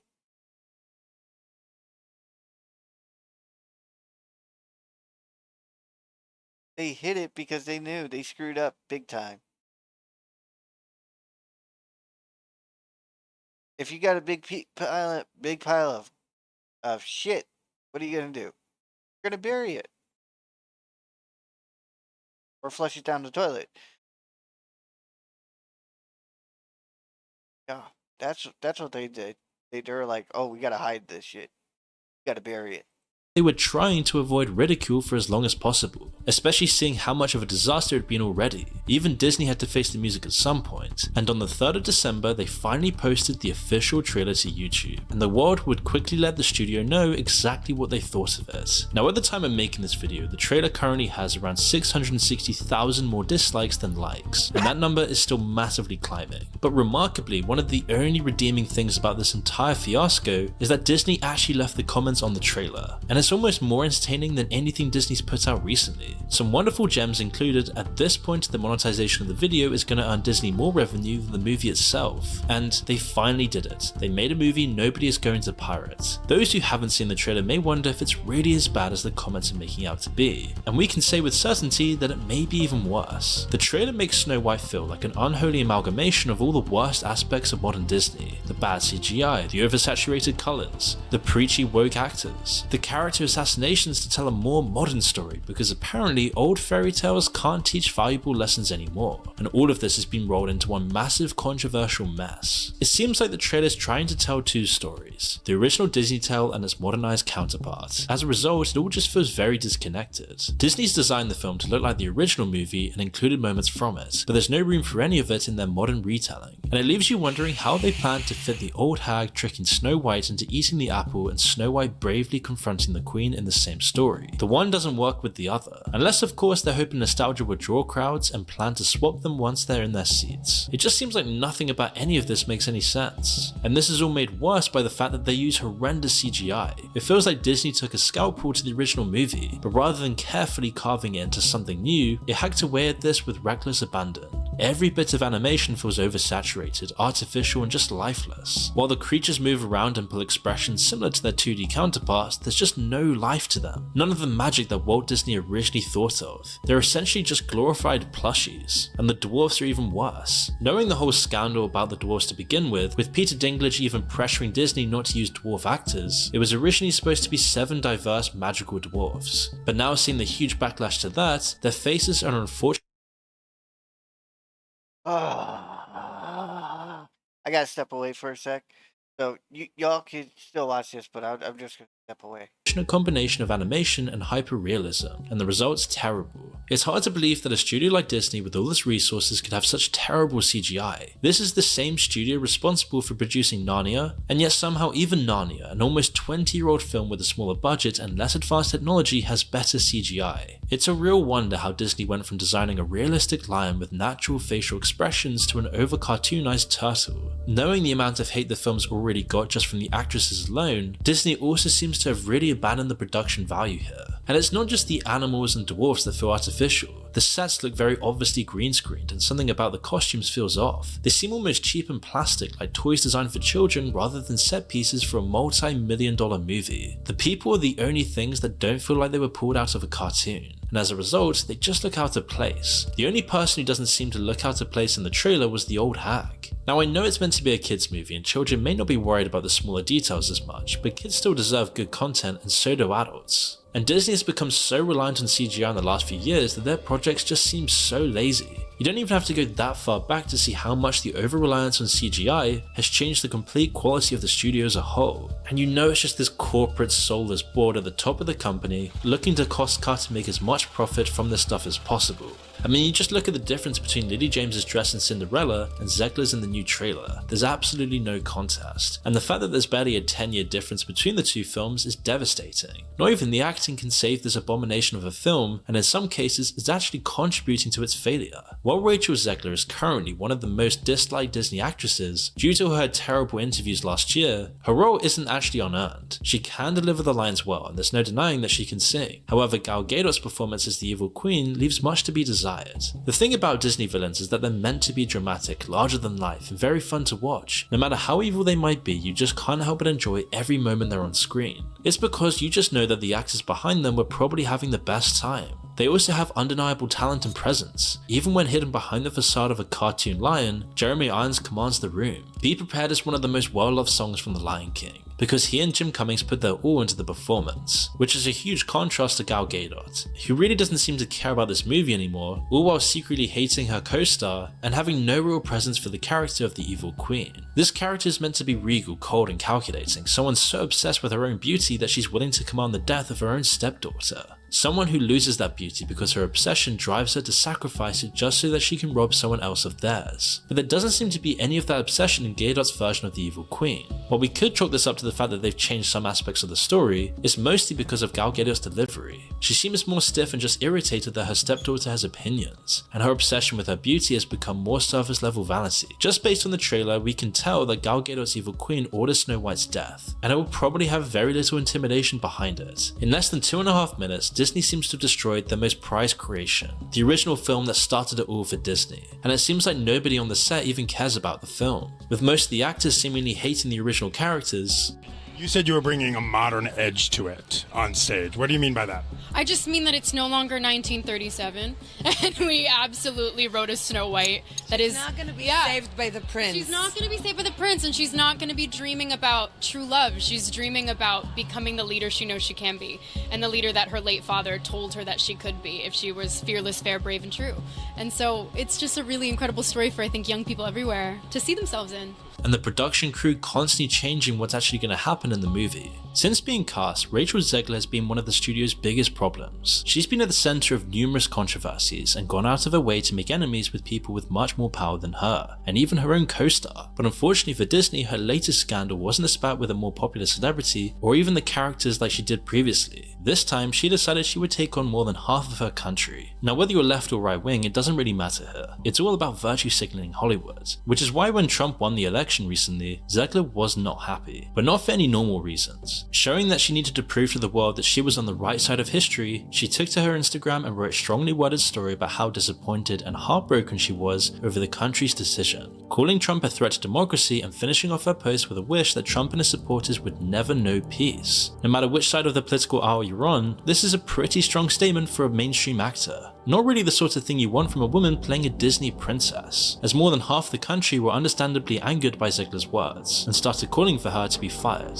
which isn't the first time that people have called for this. After this, people suspected that Disney sent her a very stern email, as Zegler quickly returned to Instagram to deliver a half-hearted apology. She explained that she let her emotions get the best of her and was committed to contributing positively towards a better tomorrow. The apology is very carefully worded, as if Disney had told her exactly what to say. However, no one else was buying it. Zegler had shown her true colors once again, and after many forced apologies, nobody was buying it anymore. But it wasn't just hurting Snow White's chances of success, it was also poking holes in Disney's paper-thin arguments over its integrity, as there's been far too many scandals to count with Disney in recent years, and we've actually made several videos in the past discussing just this alone. And Disney, seeing the backlash they've got to all their virtue signaling stuff, are now trying to reel it in, but it seems seems like they're losing control of all of this, which is why many suspect that Disney is once again bracing itself for a rough start to 2025. This comes after many years of disaster, as money has just been going down the drain for the company recently. Now, of course, Disney is notorious for having big budgets for its films. It dedicates thousands of hours and millions of dollars to projects that people love. However, it seems like as the cost of projects has gone up, the quality has also taken a nosedive, as we can quite clearly see with Snow White. According to Forbes, production costs have jumped up to $269.4 million, and that was just because of reshoots after the backlash over Disney's replacements for the dwarfs and other elements of the movie. This time, the studio can only blame itself. While Disney was forced to admit they'd overspent their budget, it refused to admit defeat. A $55.5 million reimbursement from the UK government gave the studio a bit of leeway, but the cost of the film was still insane. And the crazy thing is that these aren't even the final numbers. And yet by looking at the trailers and the reception to it online, it seems like this movie is going to be yet another giant train wreck for the studio. For almost 2 years now, Disney has spent so much money on reshoots, post-production and marketing just for this movie. So it's safe to assume that by the time Snow White makes it onto the big screen, its total cost will be well over $300 million. Because of the drama surrounding the upcoming movie, most doubt it will even break even, much less profit. To put into perspective, The Little Mermaid suffered a $5 million loss, and this was despite having a lead actress that was at least likable. Meanwhile, Zegler appears to be one of the main reasons people are sworn off watching Snow White, not to mention the huge list of all the other things. With this in context, it's easy to understand why they avoided releasing the official trailer and poster for so long. Arguably, the best thing Disney can do now is accidentally lose all the footage from the project and use it as a tax write-off.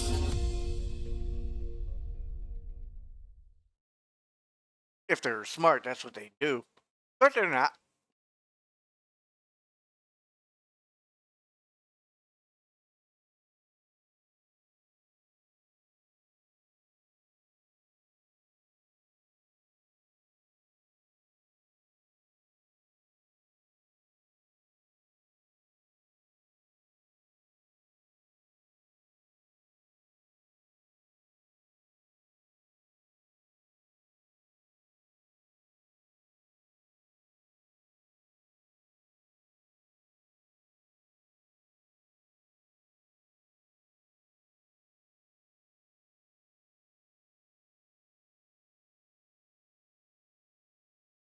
We'll go with this one. Yeah, that didn't sit well with the corporation or Rachel. Oh, and here strikes again. Oh, the female Ben Shapiro strikes again, and Rachel Zegler is having none of it. Who knew a movie like Snow White would become the epicenter of drama and controversy in modern times? It's the battle between woke and anti-woke, and Rachel Zegler isn't afraid to go off for it. Say, if I'm gonna stand there 18 hours in a dress of an iconic Disney princess, I deserve to be paid for every hour that it is streamed online. Disney's live-action remakes are often written off by reviewers and fans as millennial nostalgia bait and money grabs. Also, they hardly ever compare to the greatness of the original animated movie. Snow White has shown to be just that. And conservative content creators have taken over the conversation with anti-woke talking points, on top of fan complaints, as Disney produces remake after remake.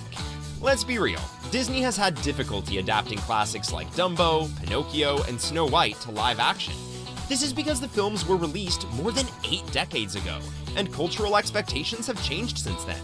Now, Rachel Zegler, who has gained immense popularity in Hollywood, is slated to play Snow White, and apparently she's not too happy about what's going on.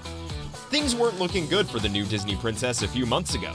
If you've been following the most recent developments on the live-action adaptation, you must have noticed the general disappointment among Disney fans about Rachel Zegler's choice for the lead role. Plus, her take on the 1937 Snow White and the Seven Dwarfs plot has drawn criticism, especially in light of the conventional depiction of Snow White as having skin as white as snow. Look, Walt Disney's breakthrough animated masterwork Snow White and the Seven Dwarfs was released in 1937 and left a mark on cinema history. The movie's importance went beyond its box office performance. It set the standard for upcoming animated projects and solidified Disney's position as a pioneer in the animation industry. Viewers were taken to a magical realm by the classic tale of Snow White, the beautiful princess, and her adventures with the evil queen and the endearing Seven Dwarfs. The Grimm's brothers' German fairy tale, Schneewittchen, which is known as Snow White in English, served as the basis for the movie. The version of The Grimms, which was published in 1812, included crucial plot points like the poisoned apple, the jealous stepmother, and the prince's kiss that saved her life. The fairy tale written by the Grimms itself is influenced by older European tradition. These classic components were given fresh life by Disney's 1937 adaptation, which also provided a visually spectacular interpretation that has kept Snow White's enduring charm for many years. So naturally, a huge portion of Disney's fan base has expressed disapproval of the company over its planned live-action adaptation of the famous story. Rachel Zegler is Snow White in this rendition, and her remarks have only made the outrage more heated. She called the original story strange, and hinted that the live-action adaptation would not follow the conventional prince rescues princess plot. She's not going to be saved by the prince, and she's not going to be dreaming about true love. She's dreaming about becoming the leader she knows she can be. Zegler's tone was met with criticism from an unholy combination of Disney fans, anti-woke content artists, and well-known film talk critics who called her a walking PR disaster for Disney, and even accused her of shaming anyone who liked the animated original. Lately, Disney has come under fire from both progressive and reactionary observers for their attempts to give their princesses greater agency, which they claim are shallow and unauthentic. Criticism has also been directed at Disney's choice to substitute magical creatures for the well-known Seven Dwarfs. The adaptation is being called Snow White, not Snow White and the Seven Dwarfs, and well, a lot of criticism was directed at the remake's take of dwarfs. The star of Game of Thrones, Peter Dinklage, called Disney's adaptation a backward story, adding that he was a little surprised that the company was happy to put a Latina actress in the role of Snow White while maintaining the plot of Snow White and the Seven Dwarfs. You're progressive in one way, but you're still making that fucking backward story of seven dwarves living in a cave. What the f*** are you doing, man? Disney responded to Dinklage's remarks by saying that they're taking a different approach with these 7 characters and have been consulting with members of the dwarfism community in order to avoid reinforcing stereotypes from the original animated film. Because of all this, even though the film's premiere is anticipated by loyal fans, Disney is facing major financial difficulties. According to reports, the corporation needs to make more than $340 million in ticket sales to break even, and as production goes on, this amount could increase. Disney just announced a 1-year postponement of the movie with a new release date of 2025. Taking advantage of that, it was revealed that the conservative platform The Daily Wire planned to create its own version of Snow White, casting YouTuber Brett Cooper as the princess. They also unveiled Bentkey, a kid's... Yes, and everybody can't wait to see this movie from The Daily Wire. Everybody's hyped up about it. They want to see it. They're waiting.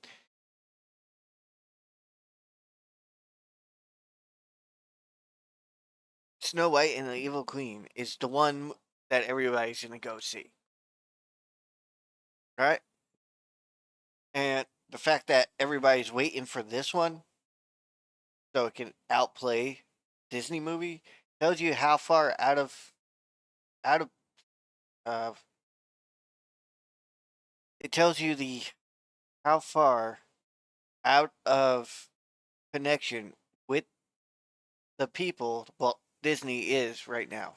Subscription app, taking a direct shot at Disney Plus. Yeah, that didn't sit well with the corporation or Rachel. Oh, and hearing Rachel's comments, David Hand, a Disney designer from the 1990s and the son of a director from the first movie, voiced his disappointment towards Disney. Many of these plot twists have been deemed insulting by him, and he has expressed disapproval of the drastic changes made to the story and character depictions. He argued that the legacy of Disney and the accomplishments made by his father are not being given enough credit. There was a rumor going around that Rachel Zegler was enraged upon the announcement of the anti-woke Snow White from the Daily Wire. If you ask us, why wouldn't she be? It's everything she stands in opposition to. Daily Wire's film Snow White and the Evil Queen, which is based on the classic Grimm's fairy tale, stars YouTuber Brett Cooper as the princess.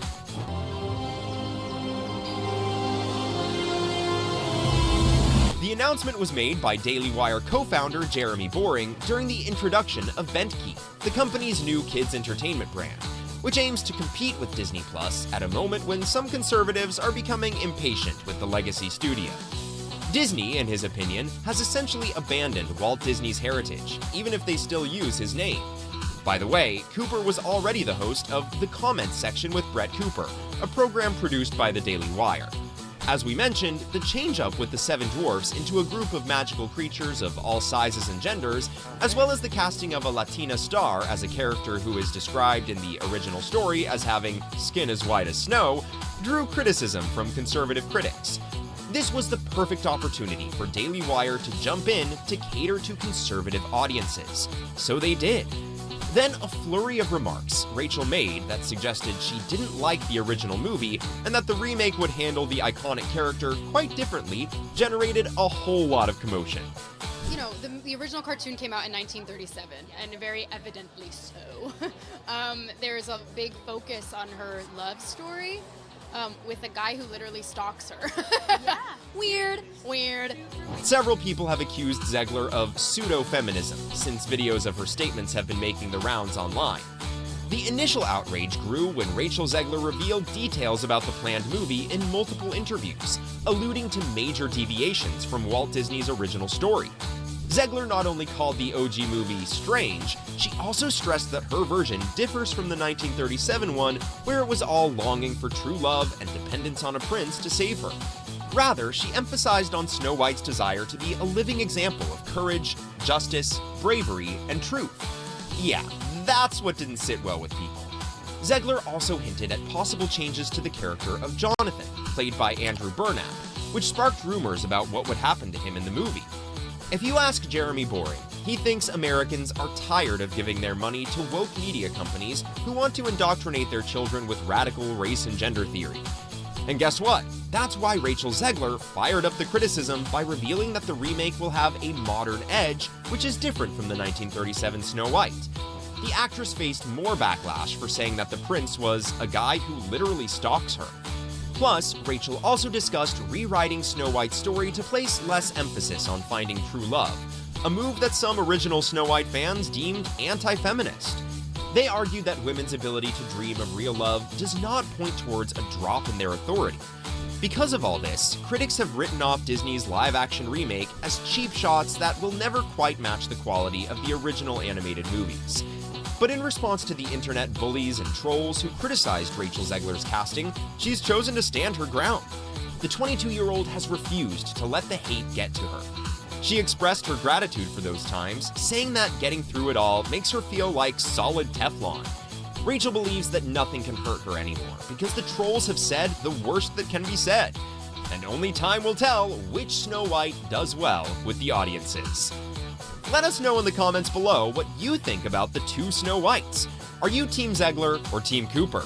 And if you want to know what Brett Cooper has to say about her fellow Snow White, then this is the next video that you need to watch.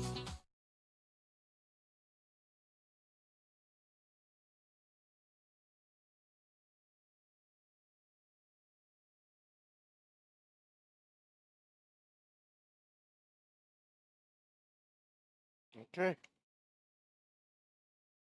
Did we share this one? I don't remember. Let's see.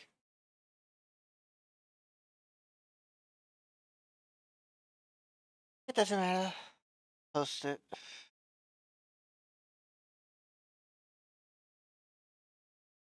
Oh my fucking god. He hit him. He cut his nose. Oh, that fucking blows. I wouldn't trust nothing like that to nobody. Oh my god. That guy was stupid. Holy shit. I'm not even going to repost that. That was just horrible. That was the one we watched, right? I've seen that one. This one we haven't seen. 7 minutes. This okay, open it. See what else? I was scared of the original cartoon. I think I watched it once and then I never picked it up. I'm gonna stand there 18 hours in a dress of an iconic Disney princess. I deserve to be paid for every hour that it is streamed online. What made you want to step into this world of DC heroes?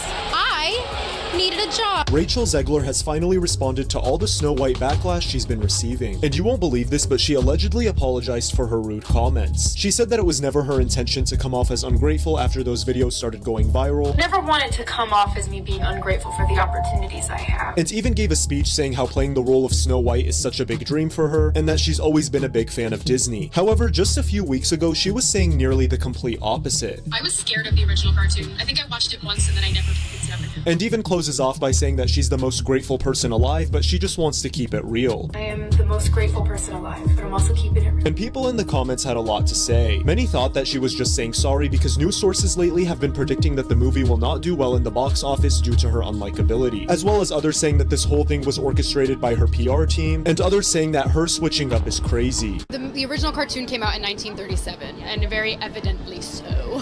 There's a big focus on her love story with a guy who literally stalks her. Yeah. Weird. So we didn't do that this time. It's really not about... And this is why everybody is pissed off at you. I mean, seriously, this is why everybody's pissed off at you. You don't even know what you're talking about. For one, it was over 200 years ago that the stories Grimm came out. Hello? 200 years ago? the love story at all, which is really, really wonderful. And whether or not she finds love along the way is anybody's guess until 2024. All of Andrew's scenes could get cut. Who knows? Now listen, if Disney wants to make more woke films that tank at the box office, they are more than welcome to do that. But maybe think of an original idea. Maybe not destroy a classic from my childhood and put an actress in there that not only hates the plot and the storyline of the movie she's in, but also seemingly hates Snow White, the character herself. Disney's... And that is why everybody's having a hard time with this, because he hates the characters too. D23 Expo recently unveiled the first glimpse of Gal Gadot as the evil queen in the much-anticipated live-action remake of Snow White.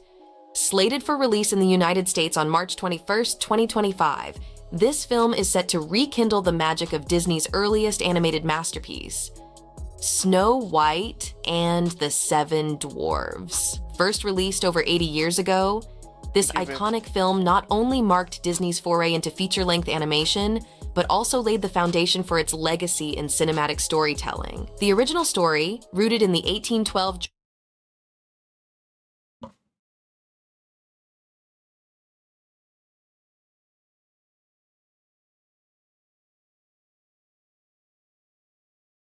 German fairy tale by the Brothers Grimm, remains a timeless classic. In this reimagined version, Rachel Zegler takes on the role of Snow White, while Gal Gadot brings a new dimension to the character of the evil queen. The cast also includes Andrew Burnap as Jonathan and Martin Kleba as Grumpy, adding fresh faces to familiar roles. Directed and produced by Mark Webb, known for his work on films like The Amazing Spider-Man. The movie boasts a screenplay by Greta. Yeah, he threw everything away to include woke bullshit.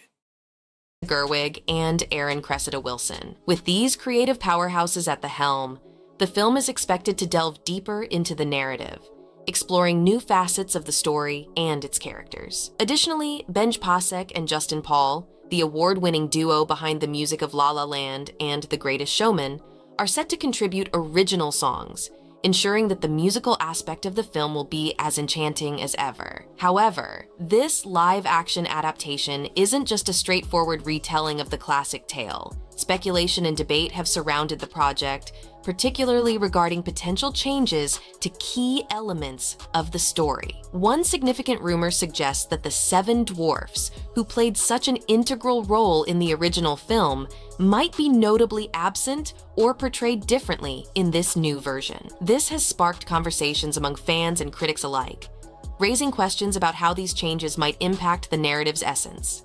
Moreover, there has been widespread discussion about Rachel Zegler's involvement in the project. Despite being cast as the titular character, rumors have circulated that she might step away from the role. This speculation has fueled curiosity and concern among fans, as Zegler's departure would be a surprising development given the scale and significance of the project. Her casting had already generated considerable buzz, both positive and negative. Due to her unique background, she is of Colombian and Polish descent, challenging traditional depictions of Snow White.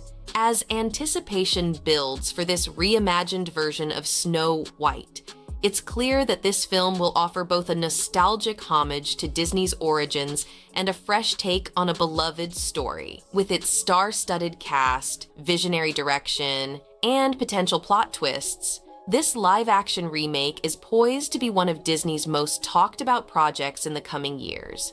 Whether it will meet or defy expectations remains to be seen, but one thing is certain, Skjarkal, this Snow White will be anything but ordinary. The ongoing drama surrounding Disney's upcoming live-action Snow White remake has taken on a life of its own, with Rachel Zegler at the center of a whirlwind of controversy. The young actress, who was cast as Snow White, has found herself in the spotlight for reasons that extend far beyond her role in the film. The buzz began when some of her past interviews resurfaced, revealing her candid thoughts about the original 1937 animated classic. Unlike most Disney fans who grew up cherishing the film, Zegler has been vocal about her criticisms, particularly regarding the portrayal of Snow White and Prince Charming. This has sparked widespread debate among Disney enthusiasts and critics alike. Zegler's remarks have fueled speculation that her vision for the character is significantly different from the Snow White many fans know and love. She has hinted at a major overhaul in the character's narrative, suggesting that the new version will focus more on empowerment and independence. According to Zegler, this Snow White will be less about finding love and more about ruling her kingdom, with strength and determination, a sharp departure from the original storyline. This modern take has drawn parallels to other recent Disney reimaginings, such as the 2021 film Cinderella, where traditional roles were flipped on their heads. However, this shift has not been without backlash. Many Disney purists feel that Zegler is straying too far from the original spirit of the tale. Her comments have been interpreted by some as disrespectful to the legacy of the beloved classic. Much like replacing Mickey Mouse's iconic ears with something entirely new and unfamiliar. The discontent among fans has been palpable, especially after Zegler's interview with Variety, where she made it clear that she envisions Snow White as a leader, rather than just a fairy tale princess waiting for her prince. The controversy deepened when Zegler addressed the character of Prince Charming during an interview with Extra TV. She described the character as a stalker, a comment that didn't sit well with many who cherish the romantic element of the original story. Zegler suggested that Andrew Burnap, who plays the prince, would be reinterpreting the role to align with the film's modernized narrative. This bold reinterpretation has only added to the drama, with some fans accusing Zegler of making the story all about her personal views, rather than honoring the source material. Social media platforms like TikTok have exploded with discussions and debates, with many users questioning whether these changes are genuinely about promoting girl power or simply a way to court controversy. Adding fuel to the fire, rumors have emerged that Disney might be reconsidering Zegler's involvement in the project altogether. Speculation is rife that the actress could be dropped from the film, though neither Disney nor Zegler has commented on these rumors. The silence from both parties has only intensified the speculation, leaving fans on edge about the future of the film and Zegler's role in it. One of the most surprising revelations came when Zegler admitted in an interview that she had only watched the original Snow White once, and that it wasn't a particularly enjoyable experience for her. This admission set the internet ablaze, with critics questioning why someone with such a lukewarm view of the classic was chosen to play its titular character. A tweet that went viral expressed the frustration of many. Rachel Zegler said she didn't really like Snow White as a kid and only watched it once before getting the role. Seriously? Out of all the actresses who love Snow White, she's the one playing her? This sentiment has been echoed by a significant portion of the fan base, casting doubt on Disney's casting decision. Disney has also faced criticism from public figures like Tomi Lahren, who did not mince words when addressing the studio's direction with the remake. Lahren argued that Disney's decision to radically change a beloved classic could backfire, potentially leading to a box office flop. She questioned the rationale behind casting Zegler, someone who has openly criticized the original film, as the new Snow White. Lahren dug deeper into Zegler's past interviews, highlighting her dismissive comments about the original story, and even noting Zegler's suggestion of a dress surcharge for wearing Snow White's iconic gown. Lahren accused Zegler of biting the hand that feeds her, a sentiment that resonates with those who believe Zegler is not showing the proper respect for the role she has been given. Despite the growing controversy, Ziegler has remained largely unfazed, continuing to champion her vision for the character and the film. She has not publicly responded to the mounting criticism, choosing instead to focus on the project at hand. Whether her vision will resonate with audiences or alienate longtime fans remains to be seen. But one thing is certain, the conversation surrounding Disney's Snow White remake is far from over. As the release date approaches, all eyes will be on Disney and Zegler, waiting to see how this high-stakes drama unfolds. In a bold and calculated response to the swirling controversy, Rachel Zegler took to social media with a series of nostalgic throwback photos where she's dressed up as various Disney princesses, including Snow White. Her accompanying message, "Every kid should believe they can be a princess no matter what," was a clear attempt to reaffirm her connection to the beloved character and to quiet some of the criticism she's faced. While this move was applauded by some of her fans, it also drew skepticism from others who see it as a strategic effort to mend her public image after her earlier remarks about the original Snow White film. Zegler's post, while endearing to many, hasn't completely silenced the doubters.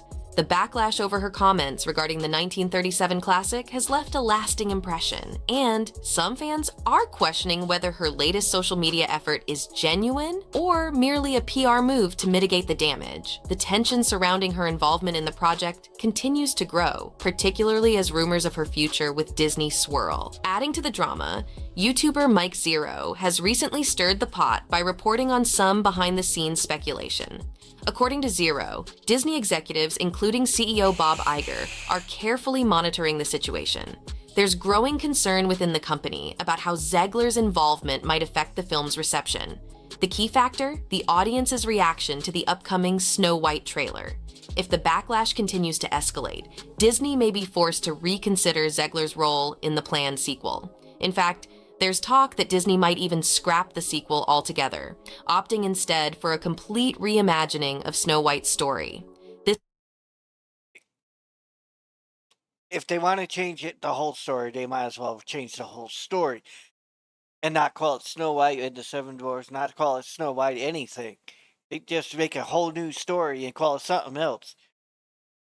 Call it, hell, if they even call it the woke Snow White, it's better than what they have now. I mean, nobody's going to go see it if it's called the woke Snow White, but still, it would, at least they know why it flopped. This backup plan would involve a fresh take on the character and her narrative. But if they're going to call it the woke Snow White, they have to do it in modern day times. Everything in the original gets wiped out. Everything. It's everything. Just wipe it all. Make it so it's completely modern. That's how they can get it done, so that it's up to date. Not this bullshit which they did with this movie and butchered it. Potentially shifting away from the controversial elements introduced in the current remake. The potential for a major shakeup in Disney's plans reflects the high stakes at play. On one hand, there's a segment of the audience that supports Zegler's vision, viewing it as a necessary modernization of a dated tale. On the other,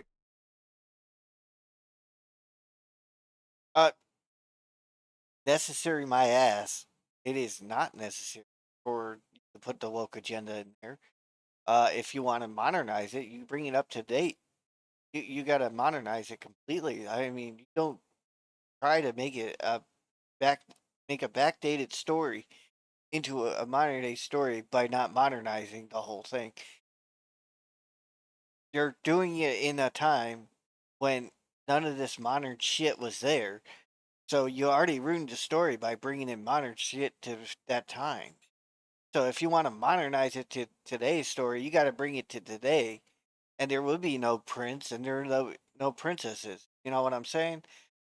It would have to be something else. Well, you can still make up a fake prince and princess. I mean, come on, it's a story after all, so you can actually make it princess. But all this other bullshit, they would have to go to school together or something like that in modern one, just to get it up to date. Like, you know what I'm saying? That's how they would have to meet and be to keep the romance going, you know? But they want to get rid of the romance, so they meet in college or something like that. The girl doesn't find the guy attractive or something like that, and he tries to woo her, but she doesn't want anything to do with it and gets friend zoned. That's how you do it. Well, if you do it with modern feminism, the guy says hi and she starts yelling for help. I mean, that's what they do. They don't even give you they won't even say hi to you. They'll just start calling for help. And the guy's like, I didn't even do anything. All I said was hi. On the other hand, there's a vocal group of fans who feel that the classic story should be preserved, untouched by contemporary reinterpretation. I got called creepy because I smiled.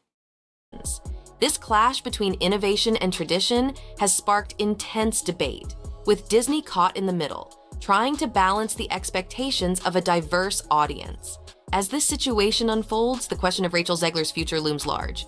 Will she manage to turn this controversy into a catalyst for greater success, proving her resilience and adaptability in Hollywood? Or will the ongoing Snow White saga cast a long shadow over her burgeoning career? The outcome could significantly influence the trajectory of her career, either solidifying her as a versatile actress unafraid to challenge the status quo, or marking a setback that could be difficult to overcome. For Disney, the stakes are equally high. The company is at a pivotal moment, deciding whether to forge ahead with a bold, new vision for Snow White or to retreat to the safety of the familiar. This decision will not only impact the Snow White remake, but could also set a precedent for how Disney approaches future adaptations of its classic tales. As the debate rages on, one thing is clear: Snow White's story and Rachel Zegler's involvement in it has become a lightning rod for discussions about the direction of Disney's live-action remakes. As we look to the future, the trajectory of both the film and Zegler's career hangs in the balance. Will Disney stick to its current path and deliver a Snow White that challenges expectations? Or will they pivot back to a more traditional retelling to appease the purists? And for Zegler, will this experience serve as a defining moment that propels her to greater heights? Or will the controversy be a stumbling block that she has to navigate carefully, It's a big stumbling block, and there is no navigating. She has ruined her career with it. She really did. Every time something comes up, if she says anything in the future, they're going to bring up Snow White every fucking time now. Every time. This is not going away.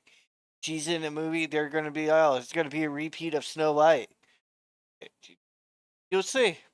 Time will tell, but for now, the saga continues, with both Disney and Zegler watching closely to see how the next chapter unfolds. The unfolding drama surrounding Disney's Snow White remake doesn't just cast a spotlight on Rachel Zegler, it also raises important questions about the future of Disney's storytelling legacy.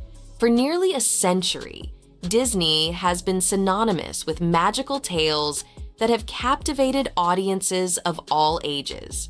From the groundbreaking success of Snow White and the Seven Dwarfs in 1937 to the cultural phenomenon of Frozen, Disney has maintained its position as a powerhouse in the entertainment industry. However, this latest controversy could signal a significant shift in how the studio approaches its beloved classics.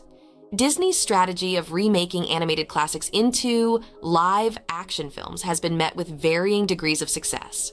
Films like The Lion King and Beauty and the Beast were box office hits, despite some criticism over their faithfulness to the originals. However, other attempts, such as Mulan, faced backlash for deviating too far from the source material, leading to disappointing returns and a fractured fan base. The current situation with Snow White is reminiscent of these past controversies, but carries even greater stakes due to the iconic nature of the original film.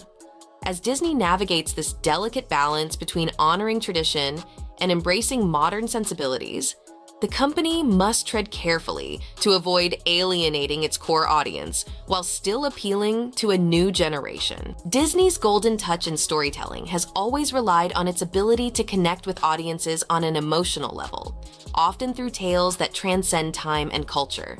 Yet, In an era where societal values are rapidly evolving, the challenge lies in reinterpreting these timeless stories in a way that resonates with today's viewers without losing the essence that made them beloved in the first place. The debate over Rachel Zegler's portrayal of Snow White and the potential changes to the narrative reflects a broader cultural conversation about the relevance of traditional narratives in modern times.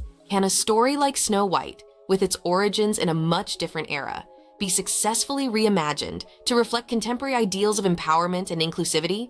Or does tampering with such a classic risk diluting its magic?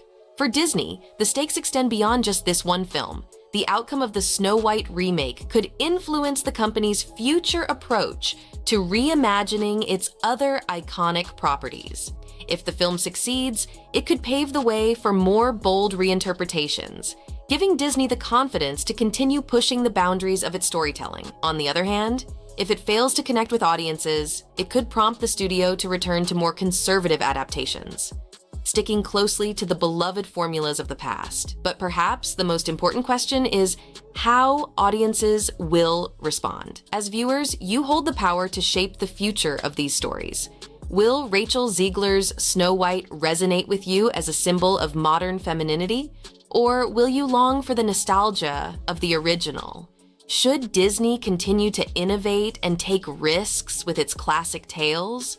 Or is it time for the studio to take a step back and preserve the timelessness of its original creations? And of course, the ultimate test will come when the film finally hits theaters.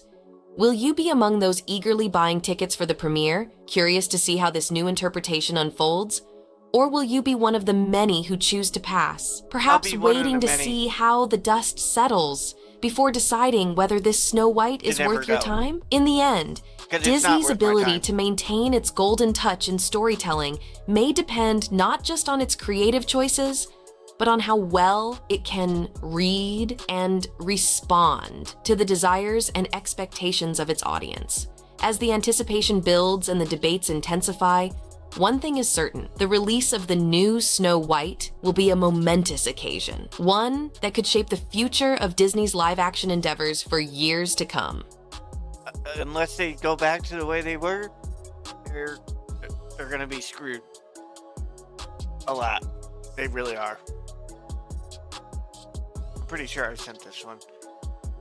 We'll just end it here. But yeah, they screwed themselves so hard with the whole thing.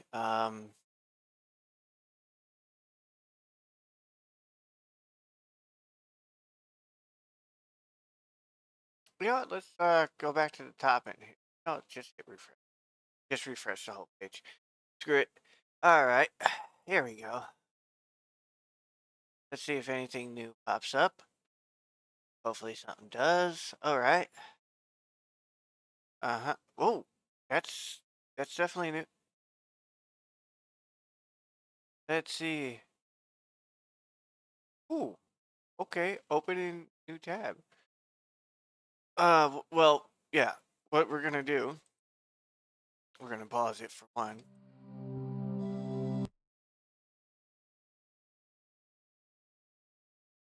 Okay, get it back. What I'm gonna do is I'm gonna end the stream real quick so I can what was it? There's another option I want to look for. You know, I can edit it. Okay, we'll just play it. You know what? I'm gonna cut the videos down that I'm downloading. I'm downloading the full videos on YouTube right now. So yeah, what I'm gonna do is cut them down and make them do the sections for the videos that I'm watching. Snow White and the Seven Forest Dwellers. An enriched and detailed retelling. Once upon a serene winter morning, in a kingdom blanketed with shimmering snow, a gentle and wise queen sat by her window, watching snowflakes dance softly in the air. She whispered her deepest wish. A daughter with skin as fair as the snow, hair as dark as ebony, and lips as red as a blooming rose. The magic of her heartfelt wish wove its way into the fabric of the world. And soon after, the queen gave birth to a beautiful baby girl she named Snow White. Snow White grew into a child of remarkable beauty, but her true charm lay in her kind and gentle heart. She was curious about the world, often wandering the castle gardens or talking to the servants who adored her. Her laughter filled the halls, bringing joy to all who heard it. Sadly, happiness turned to sorrow when the queen passed away, leaving the king and Snow White grieving her loss. Time passed, and the king remarried. His new queen was breathtakingly beautiful but consumed by vanity and envy. Her prized possession, a magical mirror, told her daily that she was the fairest in the land. Until one fateful day when the mirror declared Snow White's beauty surpassed her own. The queen's envy turned to rage, and she schemed to remove the young princess from the kingdom. The queen ordered a huntsman to take Snow White into the forest and ensure she would not return. However, the huntsman, moved by Snow White's innocence, spared her life. "Run, child," he whispered, and never look back. Lost and frightened, Snow White wandered deeper into the forest, her tears mixing with the soft moss underfoot. Amidst towering trees and dappled sunlight, she stumbled upon a tiny, charming cottage.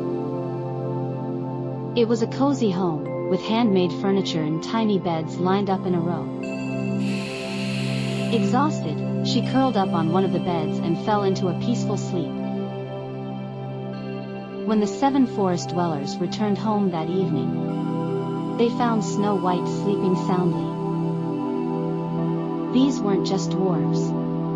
They were guardians of the forest, each with unique traits and skills that kept their enchanted woods thriving.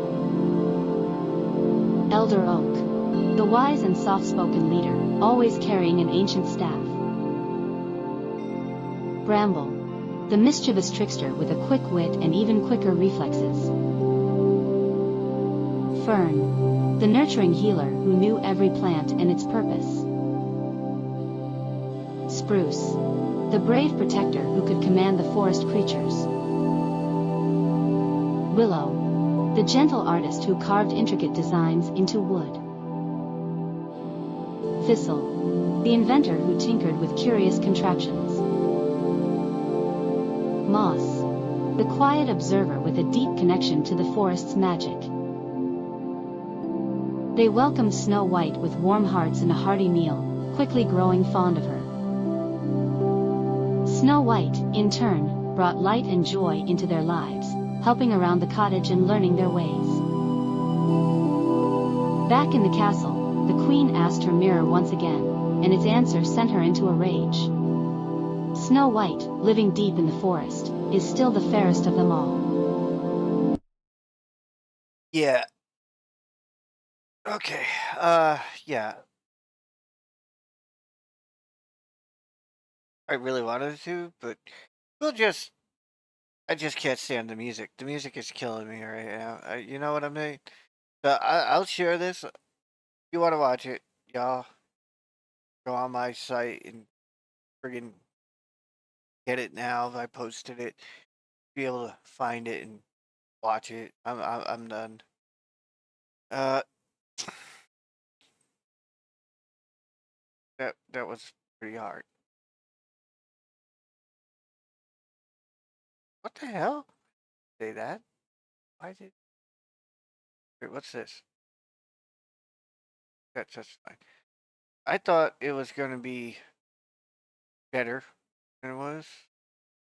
Seen that one. We've seen those. Yeah. No, that's still the same. Wait, what's this? Okay, this doesn't say I've watched it. So we'll open it in a new tab. The official trailer of Disney's Snow White movie has been released and it's being slammed as woke. Let's just take a look at the trailer.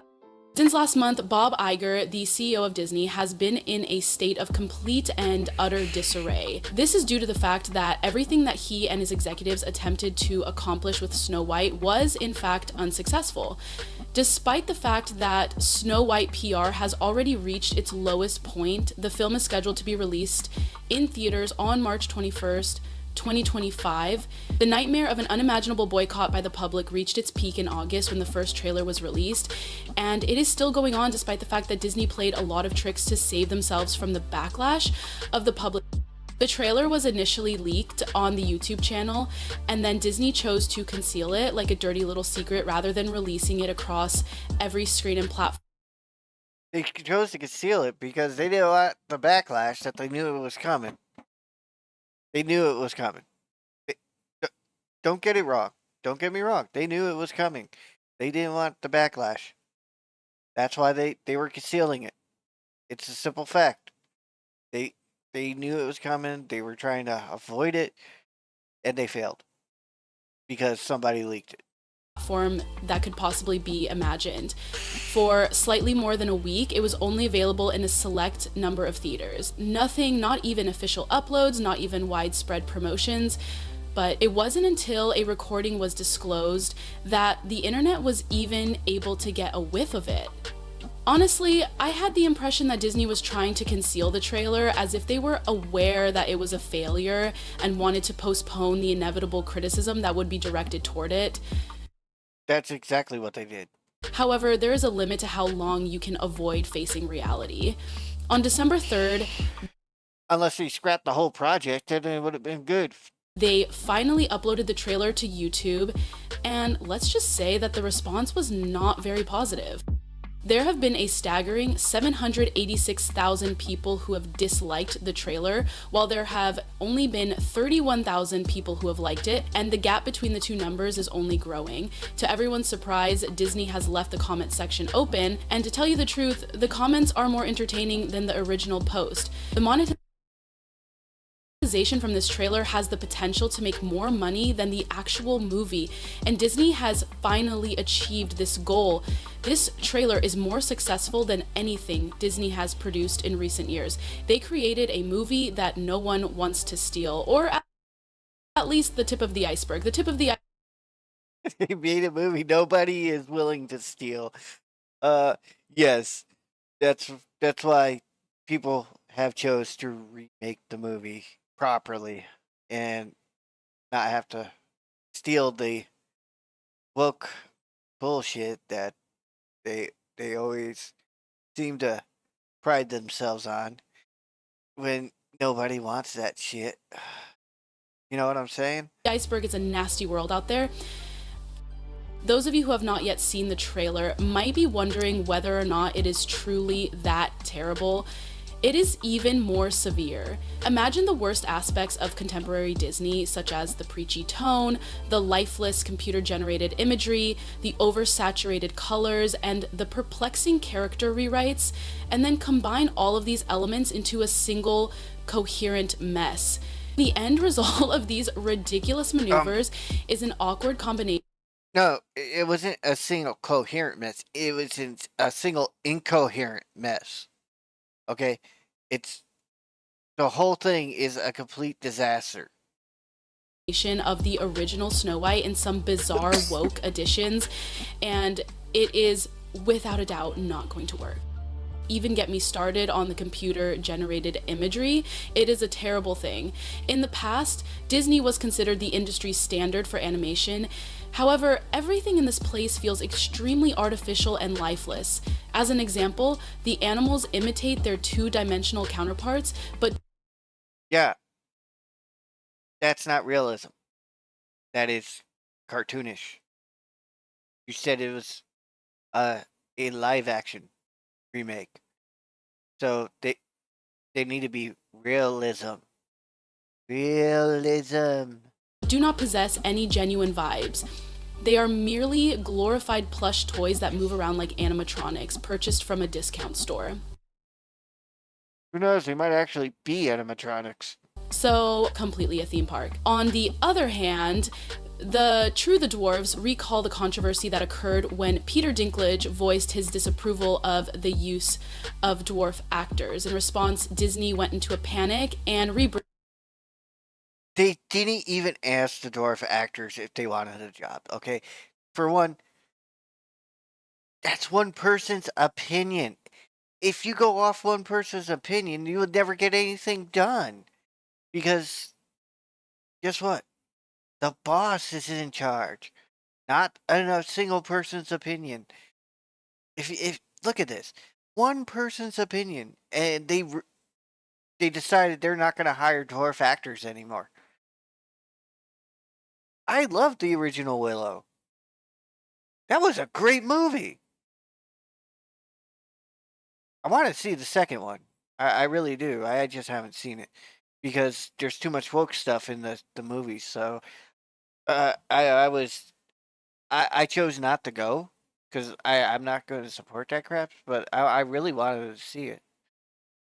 I'll probably look it up later and see if I can find it. Branded the dwarfs as 7 magical beings, which, after receiving a significant amount of criticism, did not go over well. Also, they attempted to go back on their decision, but the consequences are only painful. The appearance of the dwarves is nothing short of bizarre, and they are a confounding combination of animation and hyper-realism.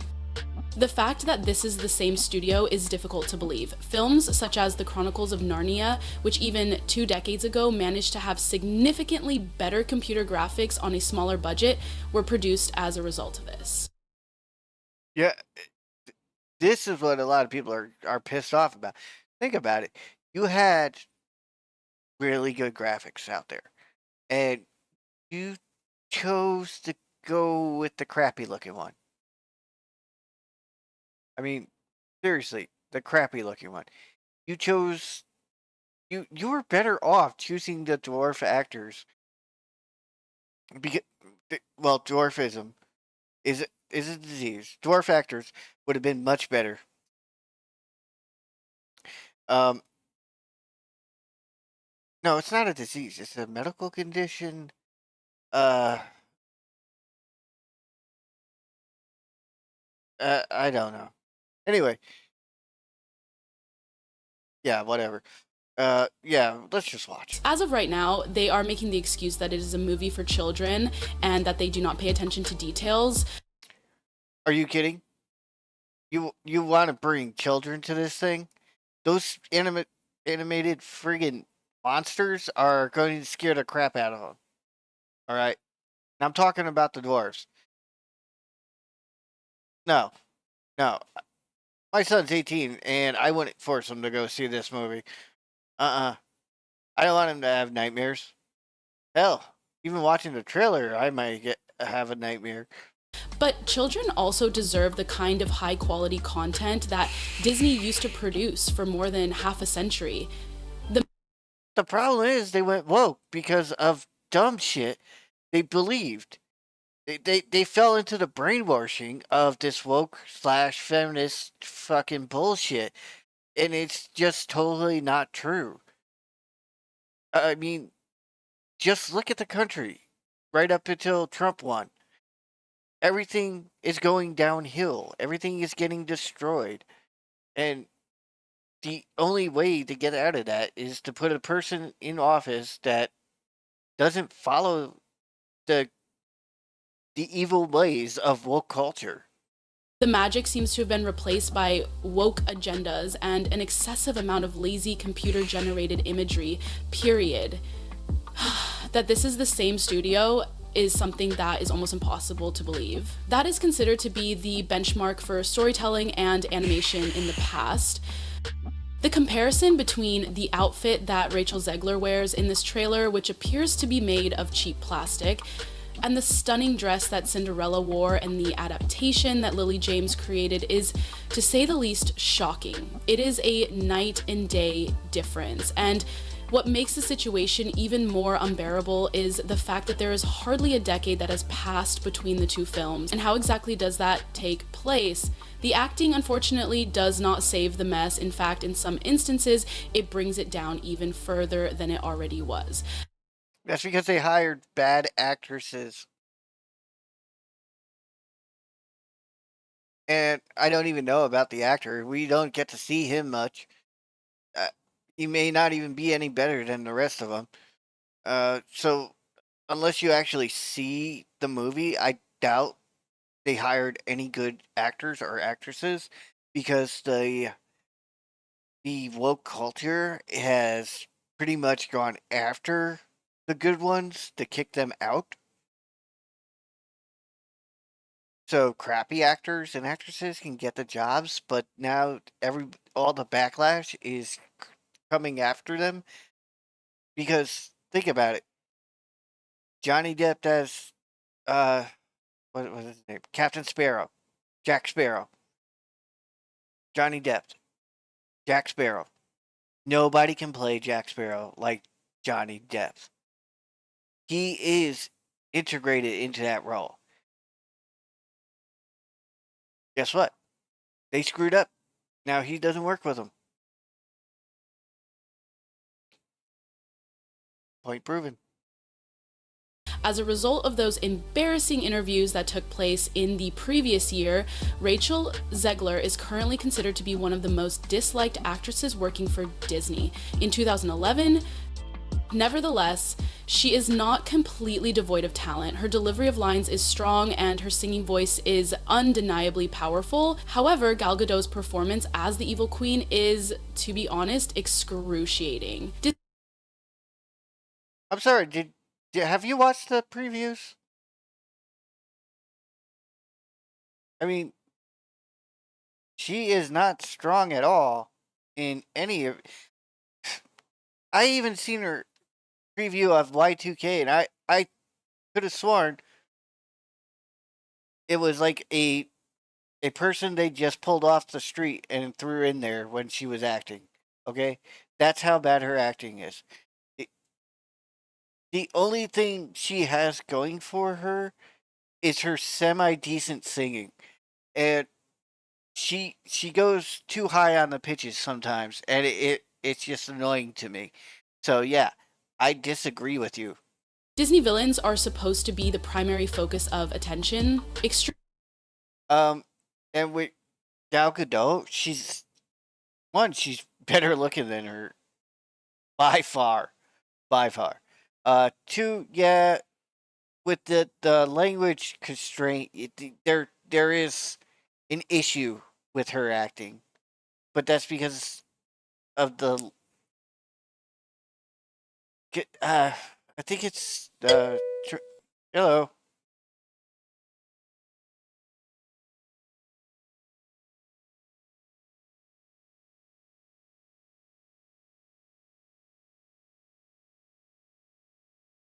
What?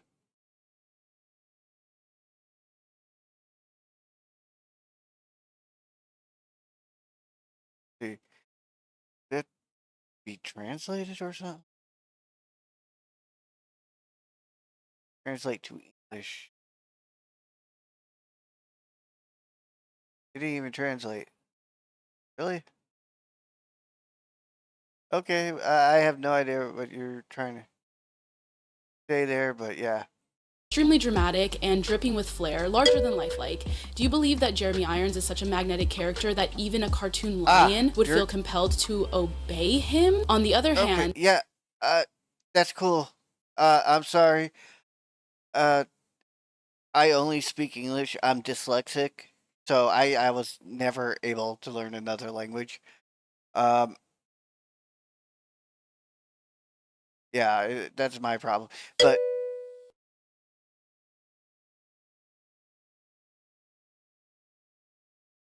yeah, it's okay. That's cool. I appreciate you coming in here.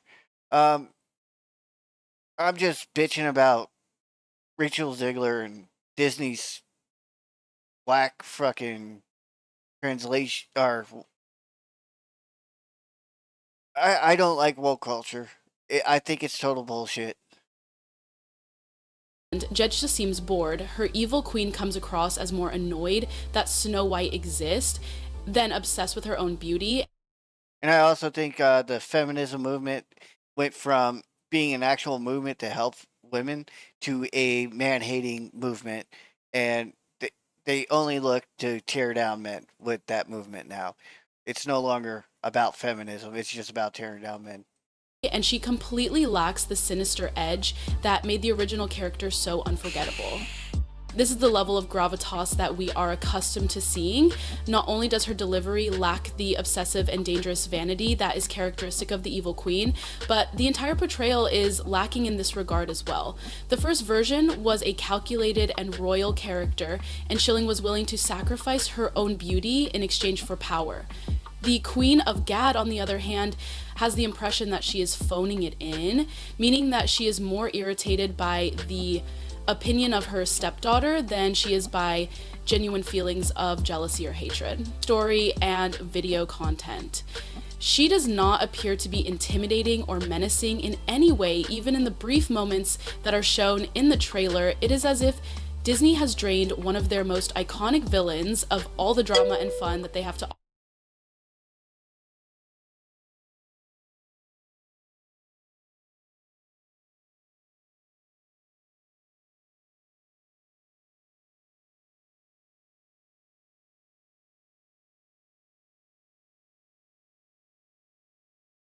Okay, cool. That's cool. Yeah. Like I said, I'm just over here bitching about this. I'm just trying to drum up controversy, actually. I'm not famous or anything, and if I can get controversy started, that would be great. Because then it's going to shoot up my popularity, you know? So that's what I'm actually trying to do by bitching about all this stuff. Offer, leaving behind a shell that is empty and devoid of inspiration. When we talk about being uninspired, we should also mention that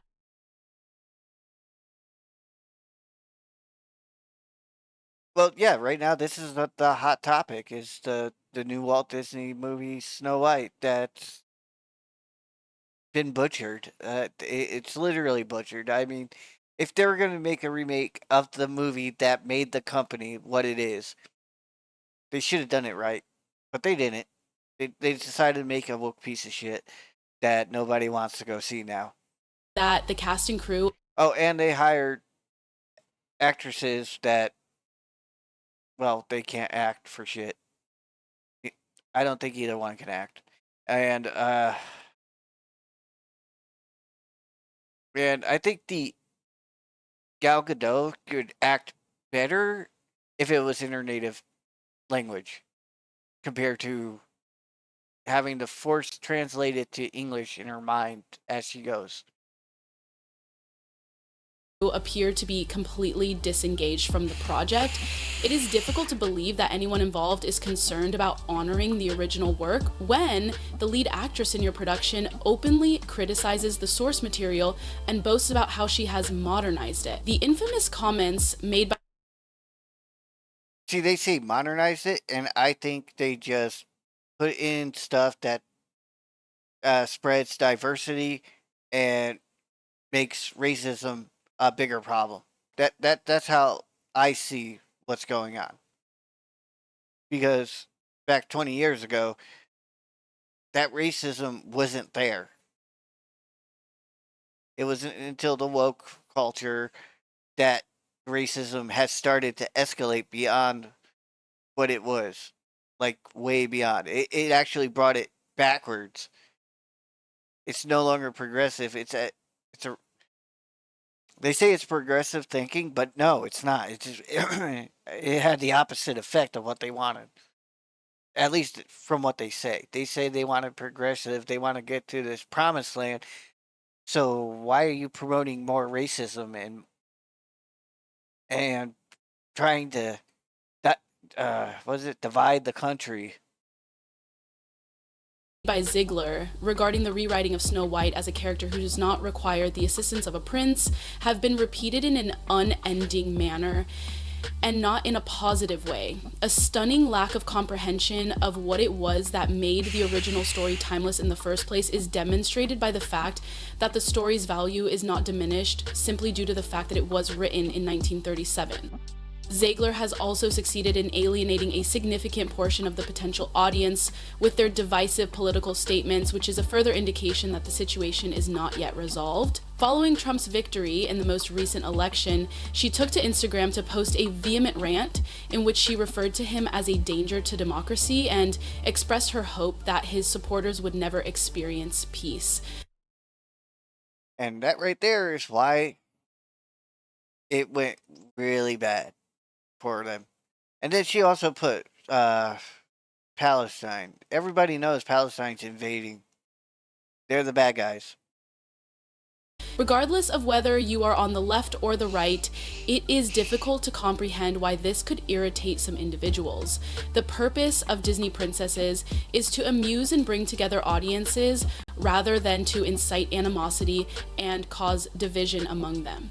In a short amount of time, the backlash occurred and there were demands that Disney could not control to have her dismissed from every upcoming project. It should come as no surprise that Zegler promptly followed up with a carefully worded apology, which many people believe was dictated by Disney's public relations team. Her promise was that she would not allow her feelings to get the better of her and would instead concentrate on making the future a better place. But if we are being completely honest, after so many heated debates and compelled apologies, nobody is willing to accept it anymore. Ziegler's antics have become a massive threat, dragging both her reputation and Disney's credibility further into the mud. Instead of building excitement for the film, Ziegler's antics have generated negative attention. All of this mayhem is taking place at the same time that Disney is attempting to recover from a series of high-profile failures, but is failing to do so. In recent years, the studio's reputation has taken a nosedive, and audiences have become increasingly tired of their hollow virtue signaling attempts to modernize classic stories. This has led to the studio's reputation experiencing a decline. The situation has deteriorated to the point where even Disney appears to be scrambling to reduce the amount of messages they send out, even though it may be getting a little bit too late at this point. That brings us to the budget. Oh, the budget.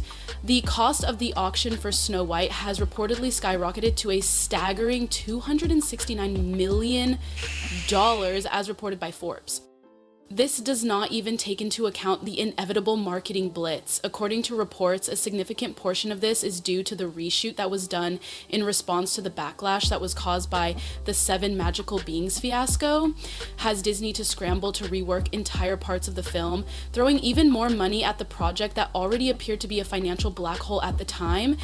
However, still such a fruitful venue to hopefully reach even more people, so I'm so much more faithful than that include literally tens of thousands of dollars on the reconstruction, even though it was. It is possible that the total cost of this film will exceed $400 million by the time it is finally released in theaters, and for what purpose? The movie that critics are already vehemently opposing before it has even been released to the public. What are your thoughts on this particular major? Please share your thoughts on the upcoming failure in the comments section below, and don't forget to subscribe to receive further updates on the Woke Snow White franchise. Have a good time in the next one. Already listened to it. Oh, what's this?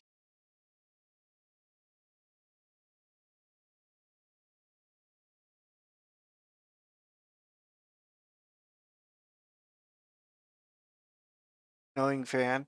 Ah. Well.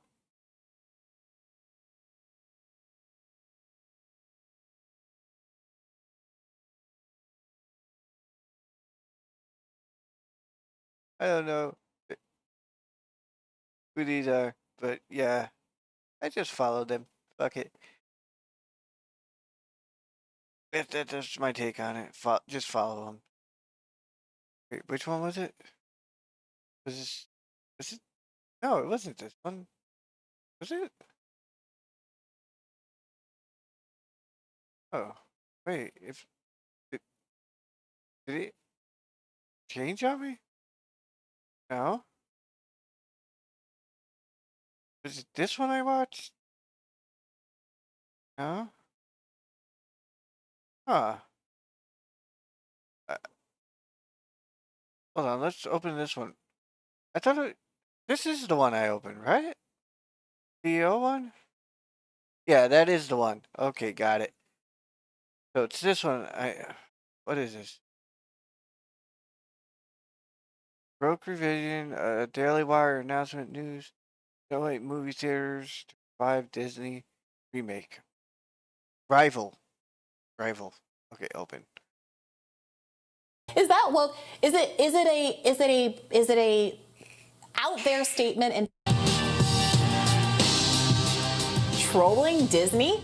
The Daily Wire news website reportedly has made a movie to rival Disney's new Snow White live-action movie following backlash over the quote-unquote woke Disney remake. Titled Snow. Yeah.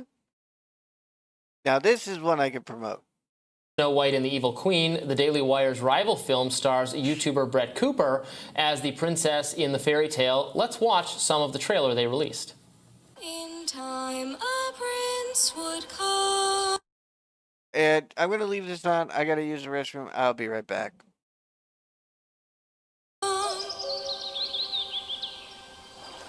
Once upon a time, but now that time is gone.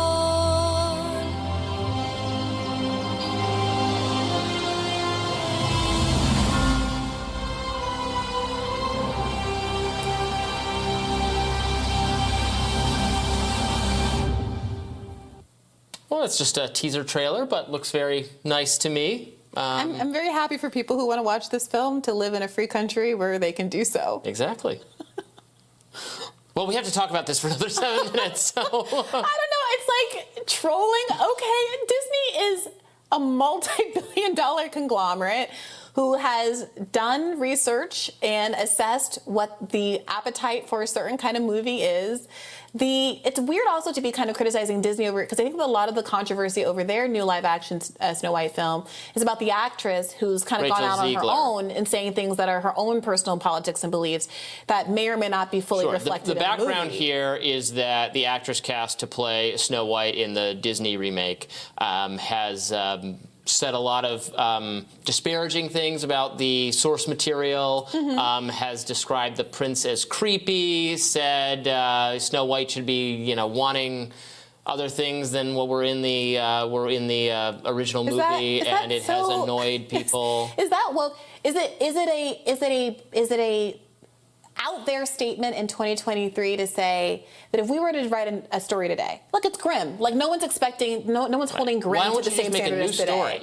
Why do we have to? Well, because reimaginings are fun. We reimagine. We make movies about Barbie dolls, and there's a new Ninja Turtle movie that now the kids are like young urban boys from New York. I mean, like you reinvent things. They're not surfers anymore. They're like New York street kids laughing about bodegas and bacon, egg, and cheese. I don't care. Great movie, by the way. Some people had a bad reaction to the amount of contempt she seemed to have for the original and that's story. fine. And she's gotten this wonderful opportunity to become a big star and to be in this movie. She's already an actress. But she hadn't cracked my radar until now, but fine. I think it's fine. Look, a lot of people, she's not alone in thinking that the role models we could come up with today for little girls are a little different than the ones that fairy tale writers, and I don't know when were they even alive, like the 18th century or whatever, came up with. That if we were coming up with a heroine today, she probably wouldn't be lying in a coma in a field, and what the resolution of the plot is that a strange man wanders up to her and kisses her. It's kind of odd. We all are used to it. We all grew up with it. We all have sympathy and love and affection for all the old tales. But I think it's perfectly fine and fitting for Disney to want to reimagine it in a different way that maybe gives the main character a bit more agency. And it's fine for conservatives who really want the original. I mean, they could just watch the original. I don't know why they need to make their own. But if they want a live action version, God bless. And so they've got this she's a YouTuber, Brett Cooper, who will be making her, I believe, acting debut in this film. Best of luck to her. And now this is competition, right? This is America. If you don't want to see the woke Disney film, you have every opportunity now to go see this Daily Wire film. Variety is the spice of life. Choice is great. Some kids, parents, families, young women might prefer the Rachel Ziegler version. Some might want to watch the more stereotypical prince and princess fantasy or whatever it is, and they can watch the original, or they can watch the Daily Wire version, or you can watch all of them and decide what you like best, and that's fine and good. I think it is worth commenting on that the Daily Wire is doing something that's very interesting in trying to specifically, instead of just complaining that mainstream pop culture and entertainment is hostile to conservative values, they're going to actually try to create art and entertainment that has a traditional or conservative framework, but that is actually good and appealing. And we can't judge yet whether they've pulled that off. But so much art and entertainment, literature that aspire specifically to be, political in a conservative way on purpose, ends up being bad, ends up hitting you over the head with it, and is just like of not good artistic quality. That's not just my view. I've heard conservatives over and over again say that. We don't like what the mainstream approach to this story has been, but nobody on our side is good at telling stories that are themselves compelling, that represent our values. So they're trying to correct that, and I wish them, all the best, because it's an interesting project. When I think of like movies that I think actually do have really conservative messages in politics, I think it's usually by accident and it's certainly not because conservatives took over the film and made it let's that also way. be clear. The reason why, let's say, the live action, so Disney's doing live action of all of their classic films. The reason which I have a lot of contrary thoughts about, but go ahead. The outrage around The Little Mermaid live action had absolutely nothing to do with the idea that the story was going to be changed in any way. It was about the fact that the mermaid was black. My outrage was about that the fish looked weird. That's fine. But let's not sit here and pretend that all of the outrage over these Disney remakes have to do with them being woke, unless you think the existence of somebody not being white is wokeness.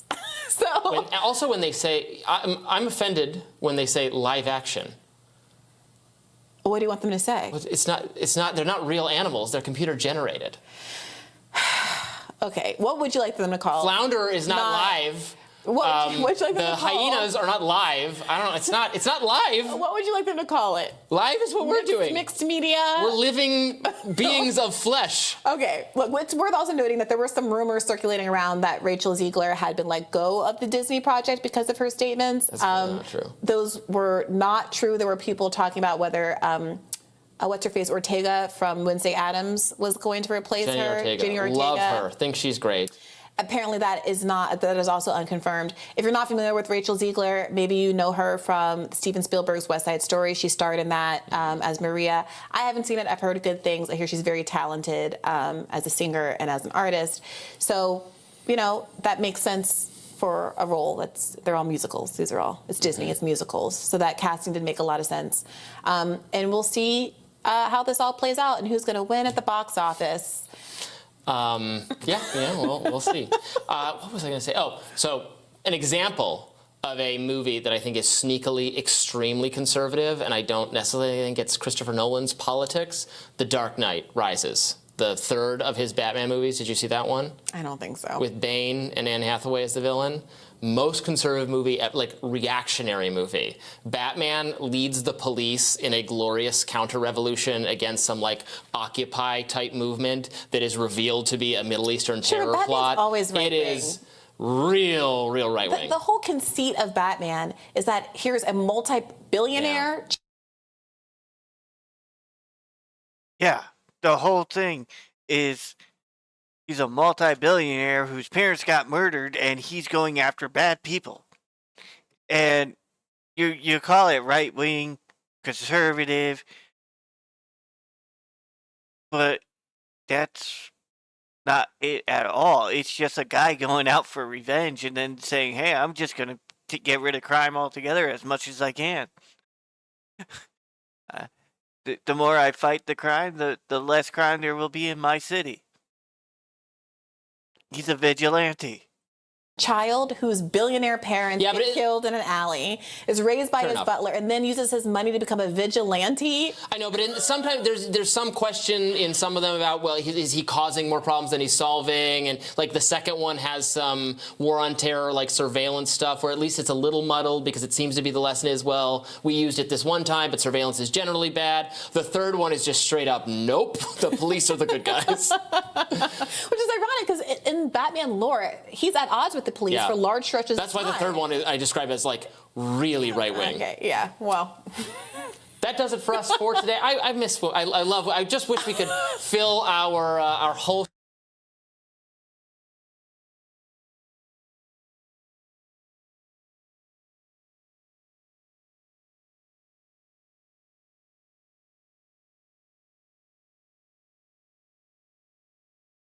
show with conversations about rival Little Mermaid films. Next or time we rival do Snow an White ask me anything, we should ask folks if there are like non-political or like marginally political pop culture topics that would like to hear from us on. That way, if we do it and they bomb, it'll be your fault and not ours. That's a great suggestion.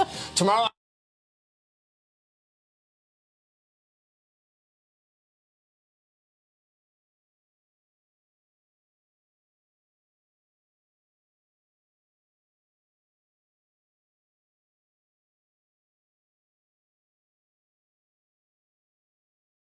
On Rising, we will be back here, same rising place, same rising time, to bring you the most important news of the day. And as Brianna just mentioned, we are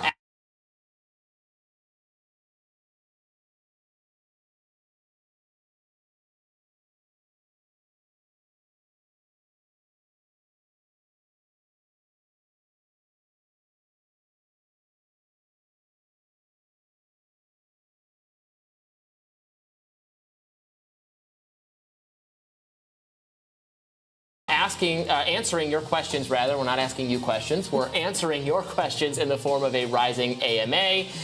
We'll do that on the weekend, but in our segments, you can ask us questions so that we can answer them much later. Be sure to like, share, and subscribe so you never miss any content. And for those of you who prefer to listen while you're on the go, we're now available anywhere you listen to podcasts. See you later.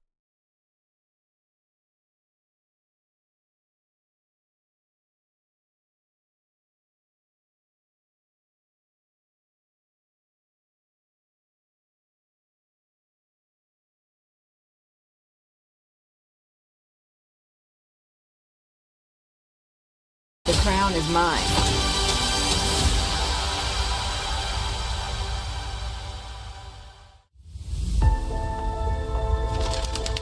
Slave in the magic mirror. They just straight up said slave in the magic mirror. Come from the farthest space. Through wind and darkness, I summon thee. My queen. What would you like to know? Tell me. Magic mirror on the wall. Who is the fairest one of all? Lips red as the rose. Hair black as ebony. Snow White. The crown is mine.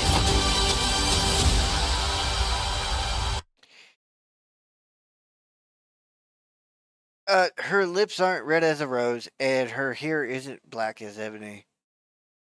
And she didn't have the skin color to match that saying, so you shouldn't have even put that in there.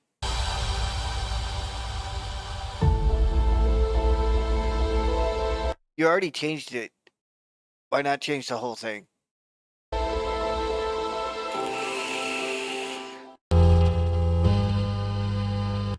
But anyway, that's my personal opinion. We're going to share it so I can just annoy the shit out of people. Because the one that everyone's going to go watch. What the fuck? I don't even want to know what I'm looking at right now. I really don't.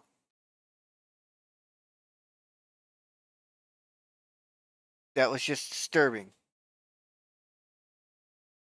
It really was. Those I've seen that. I've seen that one. I've seen this one. Why it's not... Wait, no, I've seen the other one. I haven't seen the Daily Wire one. Let's open it in a new one. What is happening, Madness Sites? So, the Daily Wire probably got wind of Disney making their updated Snow White for modern audiences. And they said, no. So Matt Walsh was like, nope. We're going to do it correctly. So hire Brett. Brett Cooper. She could play Snow White. And yeah, so I want to see this. I got to see this trailer. I am sure that they're going to do it correct.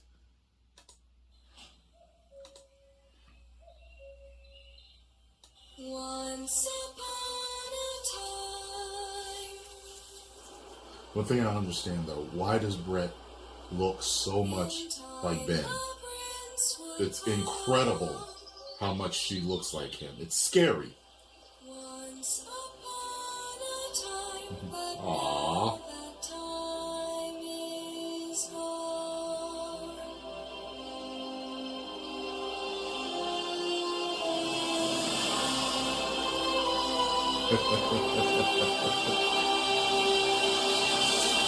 Ben in a wig.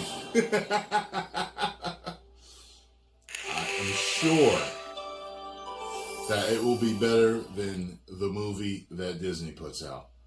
I am like so sure. And I don't even have support to it. talk. Do the stories right.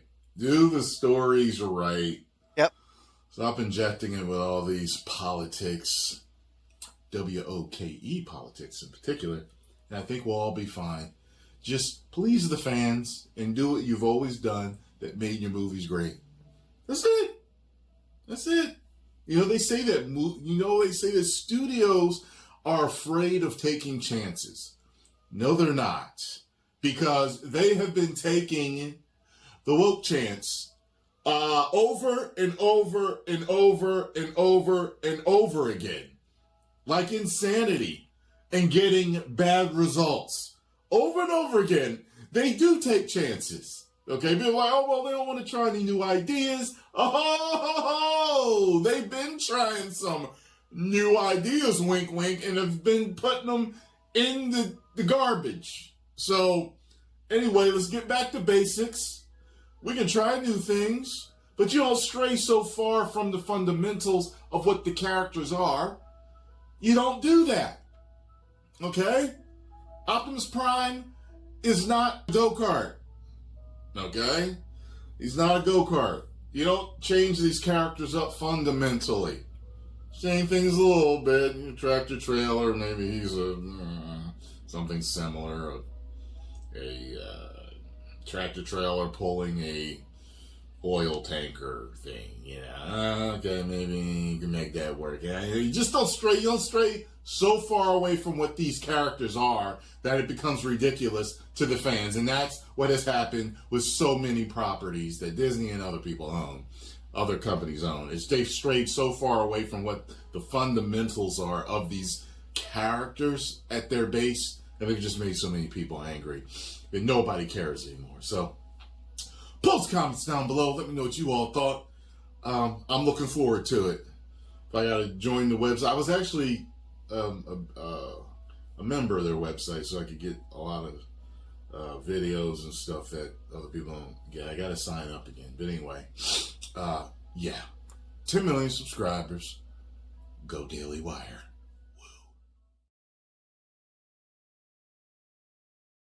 Okay, so yeah, right there it's just showing that it's downloading to 3. So that was the bottom, which means if skip, there should be one more. So yeah, but just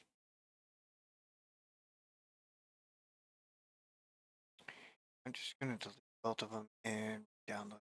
That's what I'll do.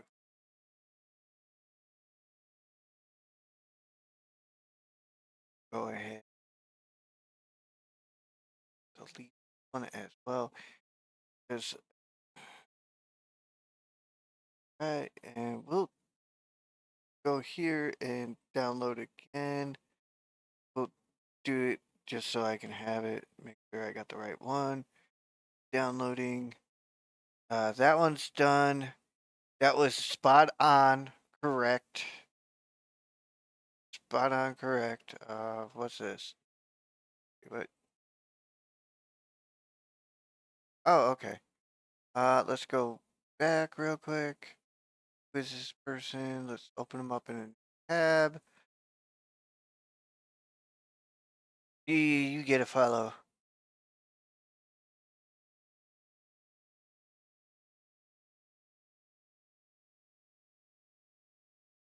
Yep. If you really want to help out, you come to my channel. So yeah, that one just now got. Oh, this is the international trailer. Okay. Yeah, we'll open this one up. I am doing both of them because To honor the day. because I really don't care which one it is you choose to go to.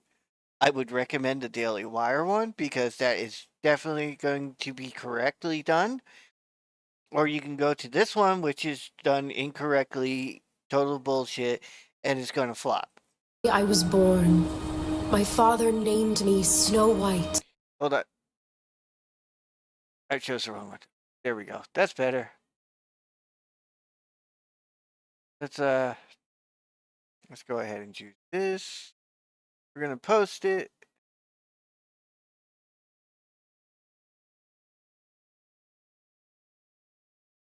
The fuck am I looking at? Looks like a dude.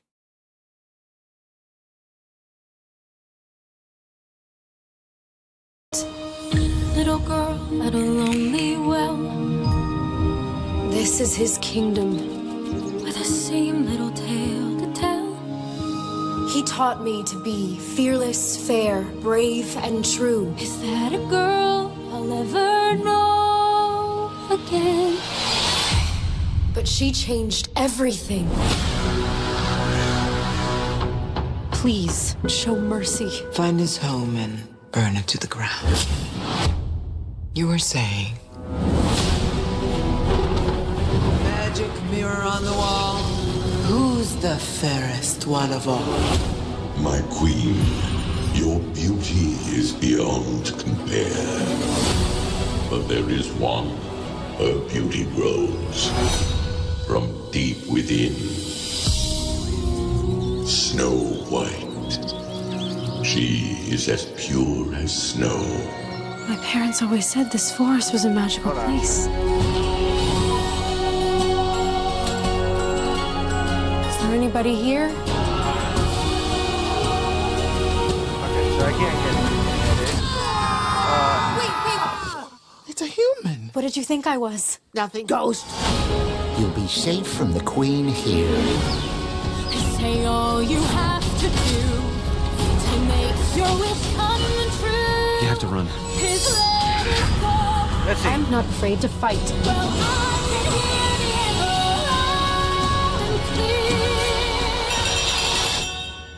Can you point me in the right direction?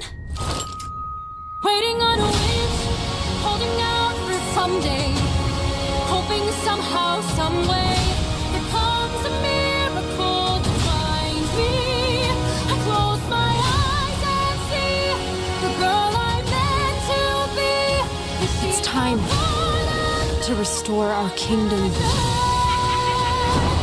Follow me.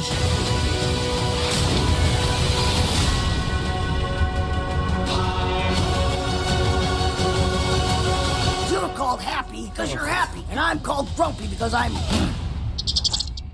misunderstood.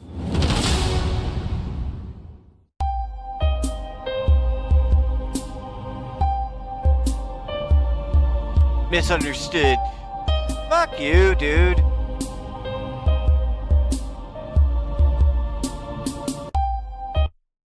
It's not because you're misunderstood. It's you're grumpy because you're grumpy.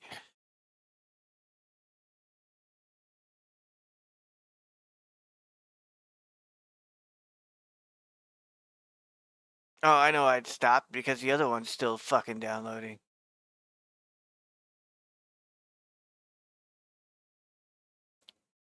Fresh on this. Yes, let's reload. So that's what's going on.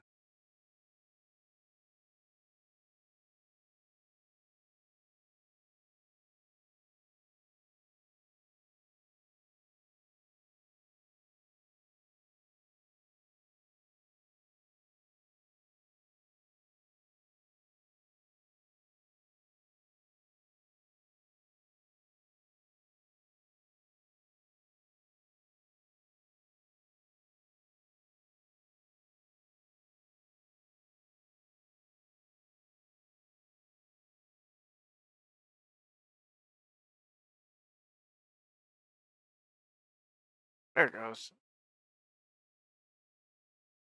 See, now it's processing like it should be. Go back here. We'll hit refresh. It's. What about the other one?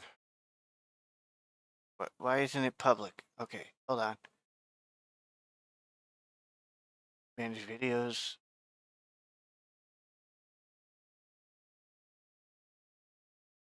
It should be public. Option 15. Oh, download video. Delete.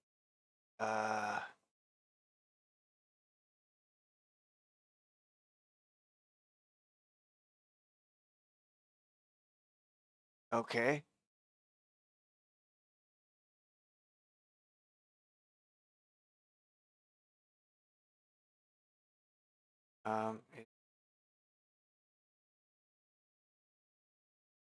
It won't let me do it. Go unlisted, save. Because it has some copyrighted music in it. So yeah. Yeah, okay. Wait, this one too? Wait, how come this one go public? Publish. There it goes. Boom. Boom. Go ahead, close that now. Go to videos. Hit refresh again. It should pop up now. Why isn't it popping up? Do you see that? It shouldn't matter if it has fucking shit in it. Son of a bitch. Should be published. I don't give a shit whether it has copyrighted music in it or not. Gives a rat's ass. Oh, there it goes again. Look at my avatar leaning. All I did was sit back. Well, I should say lay back because, quite frankly, I have a bad back.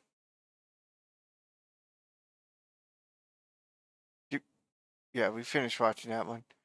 We're going to watch this one.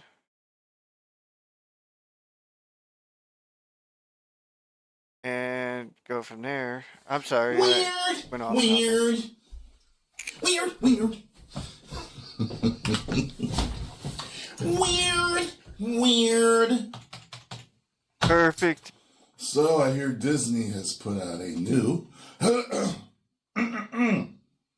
trailer for Snow White. It's called Snow White, A Special Look. Aw, special luck. Let's check this out, shall we? Wait, let me do my thumbnail face. Here we go. And now a special look at Disney's Snow White in theaters everywhere March 21st. My father told me long ago I braved a bitter storm of snow. Is that a girl I'll ever know again? I'm waiting on a wish beneath 1,000 treetops, and as the silver sky stops, I long to leave the walls behind me. Waiting on a wish, holding out for someday, hoping somehow, someway, there comes a miracle to find me. I close my eyes. I guess we're just hearing a song right now.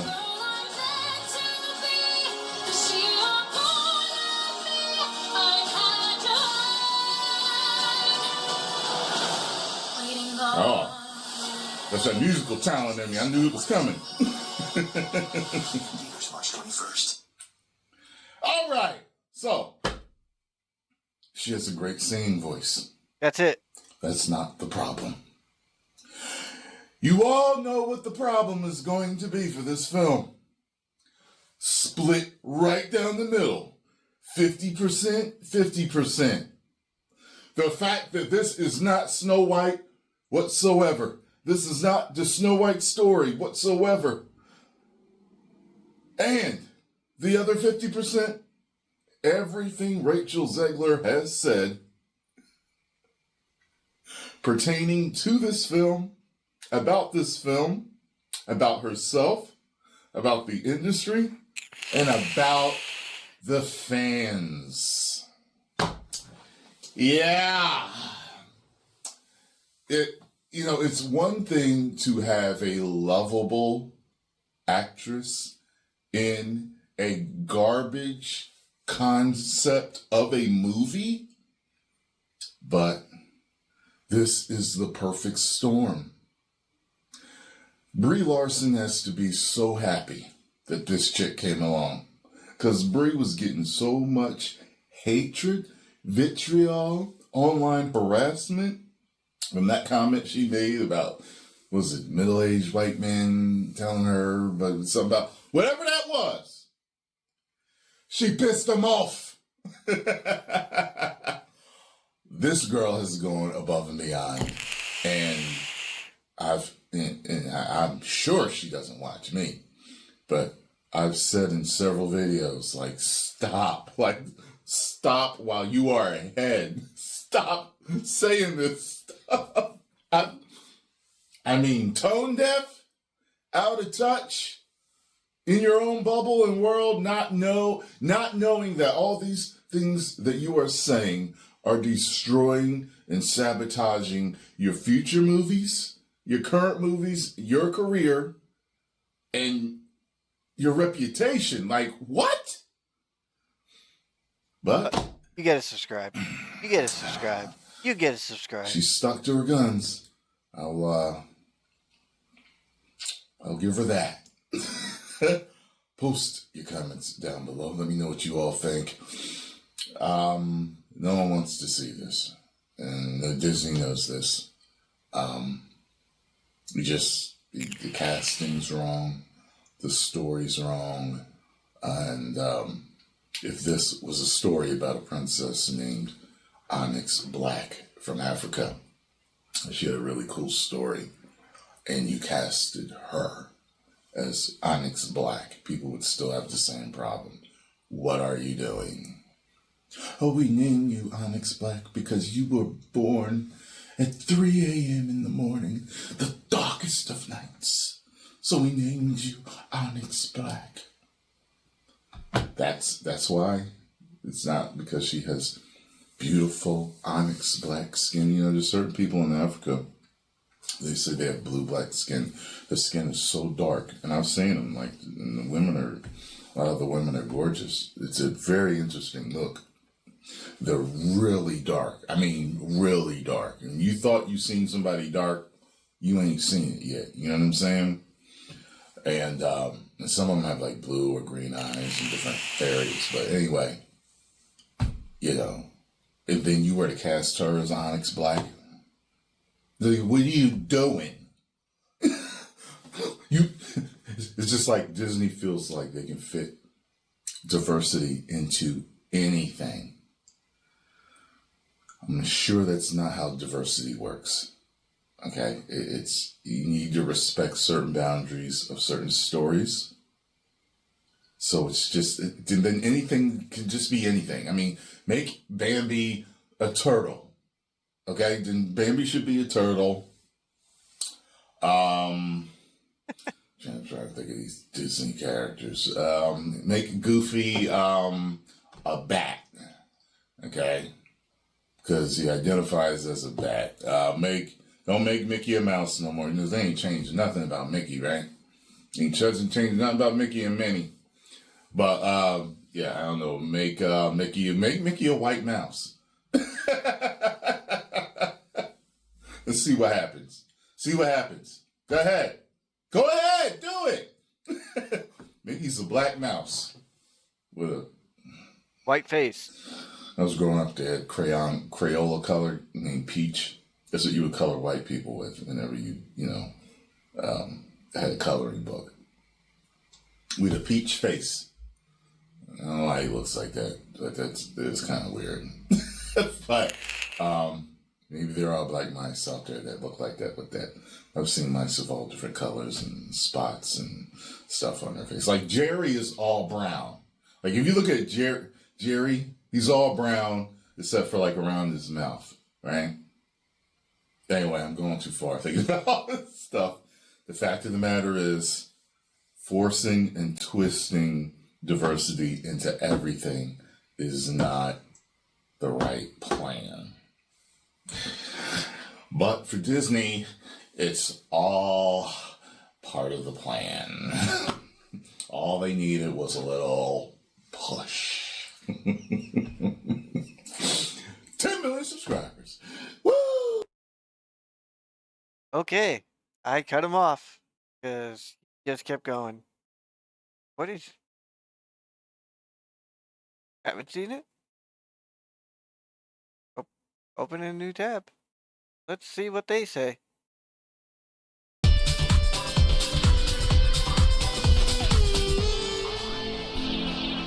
Hey everyone, welcome back to our channel. We're the Movie Couple. I'm Wendy. I'm Dustin. And we finally have the official trailer for the Disney's live action Snow White. I think this was actually like playing exclusively in theaters ahead of, I'm guessing, whatever Disney Moana movies. 2 probably. Probably. But I think people were saying that it was in theaters before that. But we didn't see it on YouTube, so I think they were kind of made it like a cinema only thing until today, which is why we are doing this video. I remember those days when you can only go see like the newest trailer if you go see a certain movie. And people would go to the movies. People for would go to. trailers I know specifically. they did that for the Phantom Menace. But now you had to go to the theaters to see it. Now people are like, okay, so if my movie starts at 7:30, I'm not gonna get there until 8 because Yeah, 30 minutes of trailers. plus ads and all that stuff, and plus we have assigned seats. So if you want to, like skip to all of that, you could if you wanted to. But we are here. We're gonna check out the official trailer for Snow White. Is it just called Snow White, or is it Snow White and Seven Dwarfs? I think it's Snow White and the Seven Oh Dwarfs. no, it's just Disney's Snow White. Oh, okay. Yeah. So, lots of talk on the internet surrounding this movie. I have both like watching the teaser trailers and little clips that they've released. I've like both been excited and not excited at the same time. I don't know. I feel like with Disney live action films, like I get very excited about them. Like when they first announced it, I was like, oh cool, I want to see how they do it. And then I see how they do it and I'm like, okay, and it's one of those things that's kind of like, I would still always have the original animated one, which I think is always going to be the best anyways. Yeah. So it doesn't really bother me like that much, but it just really rarely like measures up to like how good the original is. Yeah, and Snow White was the very first, Disney full-colored animations, feature-length film. So it's kind of weird to be able to transition that into a live-action movie. But honestly, yeah, ever since the beginning, I've been a little bit like, review. Because you hear people talking about the production, people talking, the way that the dwarves look, I thought was kind of weird. And we've only seen, it feels like we've seen a full-length trailer, but it's all just been teaser stuff up to this point. So I'm really excited to see a little bit more of like the context that they've put all of these images that we've been seeing into the film. I will say I'm really excited about Gal Gadot in the role of the evil queen. I think she's gonna have a lot of fun with this one. I can't wait to see her whole like get up. It's just like full evil. So let's go ahead and get into it. We've linked the official trailer for you in the video description below if you want to check it out without our reaction. And if you guys like our reactions, don't forget to hit that subscribe button so you don't miss any of the videos that come out on our channel. I know. Let's dive into this trailer for Disney's Snow White. Oh, that's kind of like an intense. This was my father's kingdom, a place of fairness. But the queen changed everything. Take him away! Your Majesty. What did you say? The people need some kindness. I really don't remember you being this opinionated. Interesting. Magic mirror on the wall. Who is the fairest of them all? Famed is thy beauty, majesty. Ah. But a lovely maiden I now behold. I look at you, and I just want to be the fairest of them all. The way her smile dropped. Yeah. The sleeves look good there. The puffy sleeves. My parents always said this forest was a magical place. Interesting. The turtle. Yeah, the animals look interesting. I think they're really trying to give them that, like... The animated. Uh-huh. Yeah. Okay. You gonna see their little beds?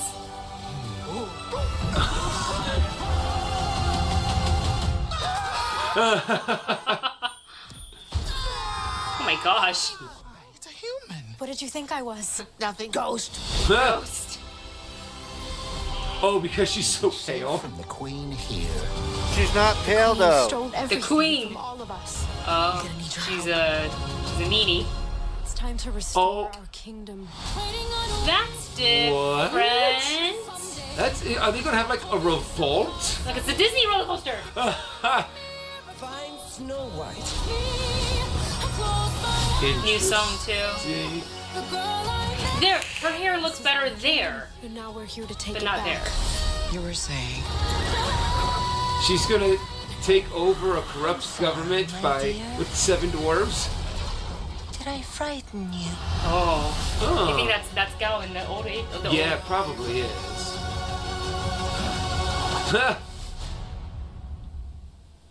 Okay, very colorful. Yeah, very bright, very Yes. vibrant. Yes. I'm not sure if I'm okay with the whole changing of the story, you know, to where it's them kind of like taking back the kingdom. And I'm like, wait, whoa, but back up. like I they don't did remember that in the original story. It's not in the original story. No. Well, at least not the original Disney animated No. story. It's very everybody knows how that goes. So I feel like they're adding, taking some creative Some creative liberties. with it. But it's also like I'm trying to remember. Like in Once Upon a Time, they also had the whole like Snow White, But it was a fighting different against story. The evil queen, but that's also under a whole different like situation. Yeah. That show, I like that show a lot, but it's very different than the way it's being told here. So yeah, I am curious as to how like that's gonna work in the story. Not that I'm against change. I think if it continues to tell a good story, I'm here for it. I'm just thinking about like. It looks like for the first half of the movie, it's what we know of Snow White, and she goes to Lindor's house and whatever. And then comes the revolution. Right, and then she comes back, but then how then does she at like night or like if she doesn't succeed, then she goes back to the cabin. And then she gets poisoned. And then the queen gets so mad. It's like, oh well, obviously the woodsman didn't. Maybe that's how she finds out that the huntsman did not successfully, murder her. And was like fine, and Thanos like I'll do it myself with the apple. So I'm guessing that's how it'll go, and I don't know if like a prince is even in this. I think it's gonna be the guy in the beginning. Right, I'm pretty sure that's. I think just like a villager, and maybe he is like also like you said, from a distant king. Either he is a regular villager, or he's like prince from a distant kingdom. I was what just it might visiting. be is the fact that she ends up taking over not just this kingdom but also another kingdom, and he's the prince from the other kingdom. Oh, but it was all under the queen's rule. Yeah. So, okay, that could be. I mean, with that part we don't know, so I'm curious to He find out. actually has a part of a royal bloodline. I do like that part better. That the person that if they take the romantic route, like it's somebody that she would have interacted and know, and not just like some random guy that walked into the woods and saw and I was seven like, dwarves grieving a dead woman. Right. And it's technically in the original story they did meet like quickly, but it was very, very brief, and I don't think enough for it to be like, I'll marry you right away. And it's like, well, you don't know him yet. So that could be how it goes here. I don't know. I didn't have as much of a problem with the costumes that in this trailer. I think they showcased it a lot better in this one. Yeah. Than they did in some of the other ones that we saw. I feel like they still could have done like more with like the bodice area. Like, I don't know, it feels kind of like they got the colors right, obviously, but it felt a little plain. And then I don't know, I just don't, and this is such a minuscule thing to nitpick at, and I feel stupid for saying this, but it bothers me. I don't like how they styled her hair. Yeah, the length is great, and the bob and what. Yes, Snow White has like that very like short hair, but I wanted them to do a little bit of like curls, not really pin curls, but like curls up here, because she has that, and it's I don't know how they it's just straight and just like this. It's 4 o'clock. Is it a time period thing? Like they 4 researched it and they're like, that's how women hair was looks back then. Like in that period, and if that's the case, then fine, it is what it is. No, they didn't have. They had long hair this is back also then. Snow White, and if you're gonna do live action, then like you should try to match it as close as you can for a hairstyle. Yeah. For a very iconic princess. I don't know, but that's again just a nitpick. Excited that Rachel's getting to sing in this. She always sounds great. So like I'm not worried about the singing and the performance. I'm curious to hear, a couple. It sounds like a new song that we have in this movie. And with that said, that is our thoughts on the official trailer for Disney's live action Snow White. Let us know your thoughts in the comment section below. Thank you so much for watching. Don't forget to like, share, and subscribe, and we will see you in the next video. Bye. You got a negative review for me. Do a little Fiona there. And the bird explodes.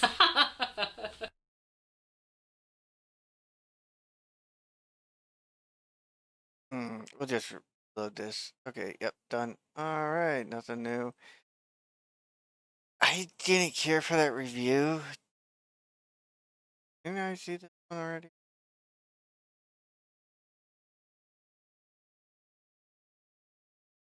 I don't know. You know what? Let's scroll back up. Go to the top. We'll do a reload and see how things are going. I put mine out there. I know it's long. They're all long. What the fuck? Fresh it.